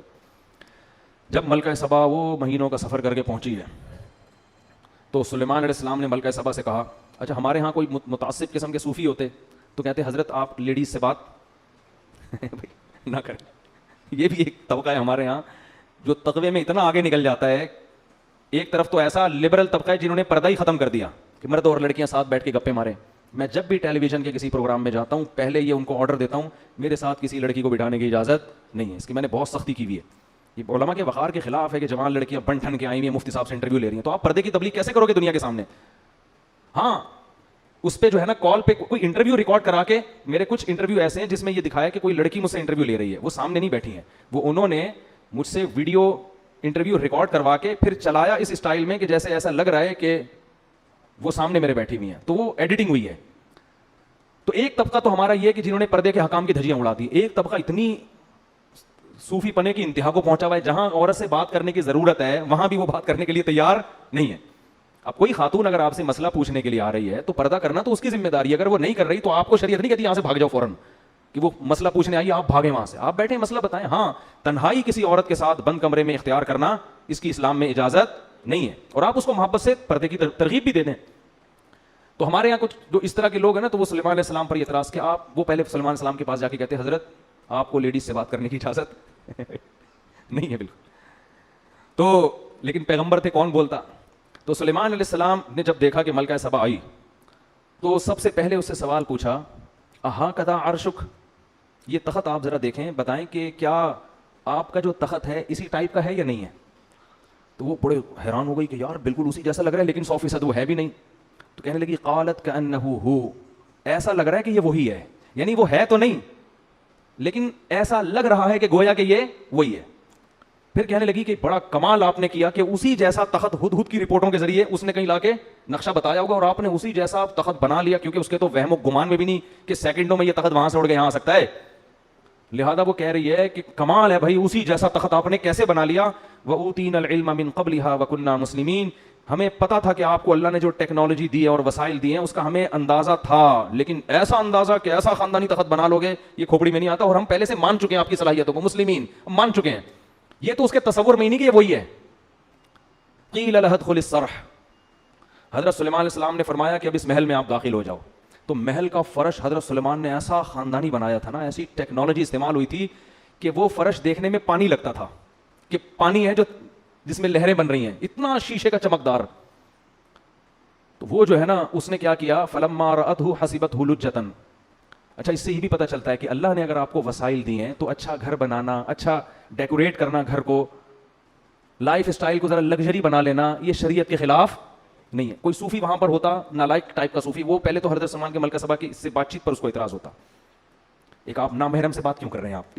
دوسرا اعتراض اس کو یہ ہوتا ہے کہ یہ کیا ہے بھائی, یہ کیا ہے تخت مخت, آپ نے بھی تخت بنایا ہوا, آپ کا اتنا عالی شان تاج ہے, اور یہ آپ نے اتنے خوبصورت فرش بنائے ہوئے ہیں, ٹائلیں لگائی ہوئی ہیں فرش کے اوپر, اور ایسا خاندانی فرش کے دیکھنے میں کیا لگ رہا ہے, پانی لگ رہا ہے. اس زمانے میں ایسا شیشہ بنا لینا کہ پانی لگے, وہ تالاب لگے, یہ کیا بھائی, آپ کو تو ایک جھونپڑے میں رہنا چاہیے, پرانے سے بوسیدہ کپڑا پہن کے اللہ اللہ کرنا چاہیے, یہ کیا بھائی. جب اللہ نے وسائل دیے ہیں تو یہ بھی بولو ٹھیک, اور جب نیت اچھی ہو تو اور زیادہ ٹھیک. نیت کیا ہے بھائی, دنیا پہ جو روب اور دبدبا پڑے گا وہ جھونپڑے دیکھ کے نہیں پڑے گا, وہ اسی دنیا کا اسٹائل یہی ہے. لینڈ کروزر میں کسی کے یہاں رشتہ لینے جاؤ فوراً ملے گا, گدھے پہ بیٹھ کے جاؤ گے کیا خیال ہے, ملے گا. تو جب رشتہ نہیں ملتا بھائی گدھے پہ بیٹھ کے جانے میں, تو کوئی حکومت آپ سے کیسے تسلیم ہو جائے گی آپ کے سامنے, وہ لے کے میدان میں جا رہے ہیں لڑنے کے لیے. تو اسی وجہ سے ہمارے نبی نے بھی اس کا بڑا اہتمام کیا ہے. جب کوئی وفد ہمارے نبی سے ملنے آتا تو آپ اپنے لباس کو چینج کرتے, اچھا لباس پہنتے, اپنے بالوں میں کنگھی کرتے. اور پھر جو دوسرے ملکوں میں آپ سفیر بھیجتے نا مذاکرات کے لیے, ان کی پرسنالٹی بڑی زبردست تھی. جتنے سفیر نبی صلی اللہ علیہ وسلم نے دوسرے ملکوں کے لیے بھیجے ہیں, ان میں مفسرین کہتے ہیں دو چیزیں قدر مشترک تھیں. ایک ان کی پرسنالٹی, خوبصورت بہت تھے, قداور تھے. دوسرا بلاغت بہت تھی, بات کرنا جانتے تھے, آواز اچھی تھی, بات بہت اچھی, کیونکہ اس سے بڑا اچھا میسج جاتا ہے. اب کسی ایسے آدمی کو بھیج دیا جو ہکلا رہا ہے وہاں جا کے ہے بھائی, یا اس کی پرسنالٹی نہیں ہے, تو اس سے امیج اچھا نہیں پڑتا. یہ جو تھے رضی اللہ عنہ, یہ بھی سفیر تھے دوسرے ملکوں میں, یہ اتنی پرسنالٹی, اتنے خوبصورت تھے کہ حضرت عمر نے اپنے دور خلافت میں ان پر مدینہ آنے پر پابندی لگا دی, اور کہا اگر مدینہ آئیں تو چہرہ ڈھانپ کے آئیں, کیونکہ بہت سی عورتوں کو ان کو دیکھ کے فتنہ ہونے لگا تھا. یعنی مدینہ آتے نا تو جن عورت کی ان پہ نظر پڑتی اس کے بارے میں خطرہ ہوتا کہ یہ کوئی ان پہ فریفتہ نہ ہو جائے, عاشق نہ ہو جائے. ایسی خوبصورت پرسنالٹی نبی نے روم اور کسرا کے بادشاہوں کے لیے رکھی ہوئی تھی, ان کے پاس بھیجتے تھے. تو جب محل میں داخل ہوتے ہوں گے اور نبی کا پیغام پہنچاتے ہوں گے تو وہ غور سے سنتا ہوگا کہ نہیں سنتا ہوگا. تو دنیا اسباب کا ہے نا. ہاں دوسری طرف حضرت بلال بھی ہیں. حضرت بلال کو آپ صلی اللہ علیہ وسلم نے سفیر نہیں بنایا لیکن مؤذن بنایا, ان کو بتایا کہ تمہارے قدموں کی آہٹ کہاں سنتا ہوں میں, جنت میں. تو شکل کی وجہ سے آخرت میں کوئی وہ نہیں ہوگا, لیکن دنیا کا اصول یہ ہے کہ دنیا میں یہ چیزیں ویلیو رکھتی ہیں, اور نبی نے بھی ان چیزوں کا خیال کیا. دیکھو ہمارے یہاں آرمی میں اصول کیا ہے کہ ISSB کلیئر کرنے میں بندے کی پرسنالٹی بھی دیکھی جاتی ہے. یہ انگریز کا بنایا ہوا قانون ہے جو بڑا ٹھیک قانون ہے کہ بھائی جو آفیسر ہوگا نا اس کا کم از کم اتنا قد ہونا چاہیے. وجہ کیا ہے کہ آفیسر کی پرسنالٹی نہیں ہے, پرسنالٹی اس کے ماتحت کی ہے, تو ماتحت بولے گا میرے سے تو 3 فٹ, تو تو میرا فوجی آفیسر تو 3 فٹ کا تو آفیسر ہے میرا, میں اس کو 1 ٹھڈا ماروں 6 کلابازی کھا کے وہاں گرے گا. وہ اطاعت نہیں کرے گا. اطاعت انسان ہمیشہ کس کی کرتا ہے, جو آپ سے برتر ہو. یہ انسان کی نیچر ہے. تبھی تو عورت کو حکم دیا ہے کہ اس کا نکاح اس سے برتر میں ہونا چاہیے, اس سے کمتر میں یہ اسلام کا حکم ہے کہ عورت کا نکاح اس کے پیرلل یا اس سے افضل میں ہو، اس سے کمتر میں نہ ہو، کیونکہ شوہر سر کا تاج ہے، وہ عورت اس کو اس کی اطاعت کرے گی. اگر عورت یہ کہے گی کہ یہ تو مجھ سے بھی کمتر ہے تو وہ اس کو اپنا سر کا تاج نہیں بنائے. اگر پی ایچ ڈی لڑکی کی شادی دوسری کلاس میں بھاگے ویسے کر دیں گے، میٹرک میں بھاگے ویسے کر دیں گے، تو وہ لڑکی ذہنی طور پر اس کو اپنا میاں بولو نا نہیں مانے گی. بے جوڑ کی شادی تبھی تو پھر طلاقیں ہو رہی ہیں.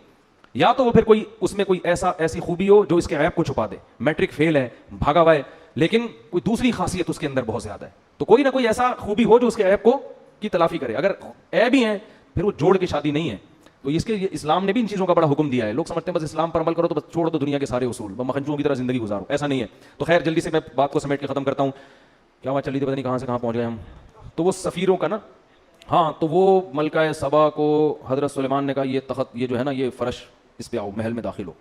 تو ملکہ سبا نے کہا یار یہ تو پانی ہے، تالاب ہے یہاں، اس میں کیسے چلوں گی. تو کشفت عن ساقیہا، اپنی جو بھی شلوار تھی، جو بھی ازار تھا، جو بھی ساڑی تھی، کچھ بھی ہوگا، ساڑیاں تو نہیں پہنی ہوں گی، ظاہر ہے ملکہ ہے، شاہانہ لباس ہی ہوگا نا، تو جو بھی لباس تھا اس نے اپنے پائنچے اوپر کر لیے تاکہ میرے پاؤں کپڑے گیلے نہ ہوں. حضرت سلیمان قیل لها ادخل الصرح فلما رأته حسبته لجة وكشفت عن ساقيها قال إنه صرح ممرد من قوارير. تو حضرت سلیمان نے کہا یہ پانی نہیں ہے، یہ تالاب نہیں ہے، یہ شیشے کا بنا ہوا فرش، ڈیزائن ایسے کیا گیا ہے دیکھنے والا اس کو تالاب سمجھتا ہے. اب یہاں ملکہ سبا نے کہا بھائی یہ خدا کا پیغمبر ہے، ابھی اس نے مجھے تخت دکھا دیا وہاں سے یہاں، اور یہ ایسا فرش تو دنیا میں کسی کا باپ بھی نہیں بنا سکتا. اس نے یہ نہیں کہا مجھے پتا ہے، یہ دل میں سوچا ہوگا. لوگ پھر کہہ رہے تھے یہ باپ کا لفظ کہاں ہے قرآن میں، دکھاؤ بھائی. تو ہمارا بھی تو کچھ اسٹائل ہے نا بات سمجھانے کا، ہم آج کے زمانے کے لحاظ سے سمجھائیں گے نا. تو ملکہ سبا نے کہا بھائی یہ تو ممکن واقعی اللہ کے سچے پیغمبر ہیں، ان کے پاس وسائل کی کمی نہیں ہے. تو فوراً کہنے لگی قال ربی انی ظلمت نفسی. اب دیکھو حضرت سلیمان سے خطاب نہیں کر رہی، اب کس سے خطاب کر رہی ہے؟ اللہ سے. یہ بھی اس کے خاندانی ہونے کی دلیل، کیونکہ ان کو یقین آ گیا کہ یہ سب کچھ یہ نہیں کر رہے، اللہ کر رہا ہے مجھے سمجھانے کے لیے کہ تو غلط دین پہ چل رہی تھی. توبہ کی اور کہنے لگی ربی انی ظلمت نفسی، اے اللہ آج تک میں نے سورج کو سجدہ کر کے اپنی جان پہ ظلم کیا ہے. واسلمت مع سلیمان للہ رب العالمین. یہ ایسا خاندانی جملہ ہے، اس سے آپ کو پتہ چلے گا بھائی ایکسٹرا آرڈینری ذہین تھی. اب یہ نہیں کہہ رہی کہ اللہ میں تجھ پر ایمان لے آئی، یہ بھی نہیں کہہ رہی کہ اللہ میں نے سلیمان کو نبی مان لیا. اگر یہ کہتی کہ میں نے سلیمان کے ہاتھ پہ بیعت کر لی، سلیمان کو مان لیا، تو سوال پیدا ہوتا ہے یہ سارے کام کا حکم کون دے رہا ہے؟ سلیمان تو ایک ذریعہ ہے. اصل تو آپ کو توحید کی دعوت دی جا رہی ہے، اللہ کی بندی بنو. تو اسلام اللہ کے لیے لانا ہے، سلیمان کے لیے نہیں لانا. لیکن اگر سلیمان علیہ السلام کا ذکر بالکل ہی شارٹ ہو جاتا تو یہ ناشکری بھی ہے کہ جو ذریعہ بن رہا ہے ہدایت کا، اس کو اس موقع پر اپنے کلام سے بالکل کیا کر دیا؟ خارج. تو دونوں چیزوں کی رعایت کر کے اس نے اپنے خاندانی ہونے کا ثبوت دیا اور کہنے لگی ربی انی ظلمت نفسی، اے اللہ میں نے اپنی جان پہ ظلم کیا. واسلمت مع سلیمان للہ رب العالمین، اے اللہ میں بھی سلیمان کی طرح سلیمان کے ساتھ اس رب پر ایمان لے آئی جو تمام جہانوں کا پالنے والا ہے. میں بھی اس صف میں سلیمان کے ساتھ شریک ہو گئی ہوں، کھڑی ہو گئی. یہ تو پہلے سے تھے، میں بھی ان کی فہرست میں شامل ہو گئی. تو اللہ نے جہاں بھی پیغمبروں کے واقعات ذکر کیے نا، اکثر نالائق قومیں، اکثر کیا 99.9%. قوم عاد کو دیکھیں، قوم ہود کو دیکھیں، قوم عاد کو دیکھیں، قوم سمود کو دیکھیں، قوم لوط کو دیکھیں، قوم ابراہیم کو دیکھیں، قوم فرعون کو دیکھیں، اصحاب مدین کو دیکھیں، سب تباہ ہوئے. کچھ قومیں ایسی ہیں جو گنی جا سکتی ہیں جنہوں نے عقل اور شعور کا مظاہرہ کیا، جذباتی پن سے ہٹ کر پیغمبر کی دعوت پہ شعور کے ساتھ غور کرنا شروع کیا. اللہ نے ان کو ہدایت بھی دی، اللہ نے ان کو عزت بھی دی، اور قیامت تک کے لیے اللہ نے ان کا تذکرہ قرآن میں لکھ دیا.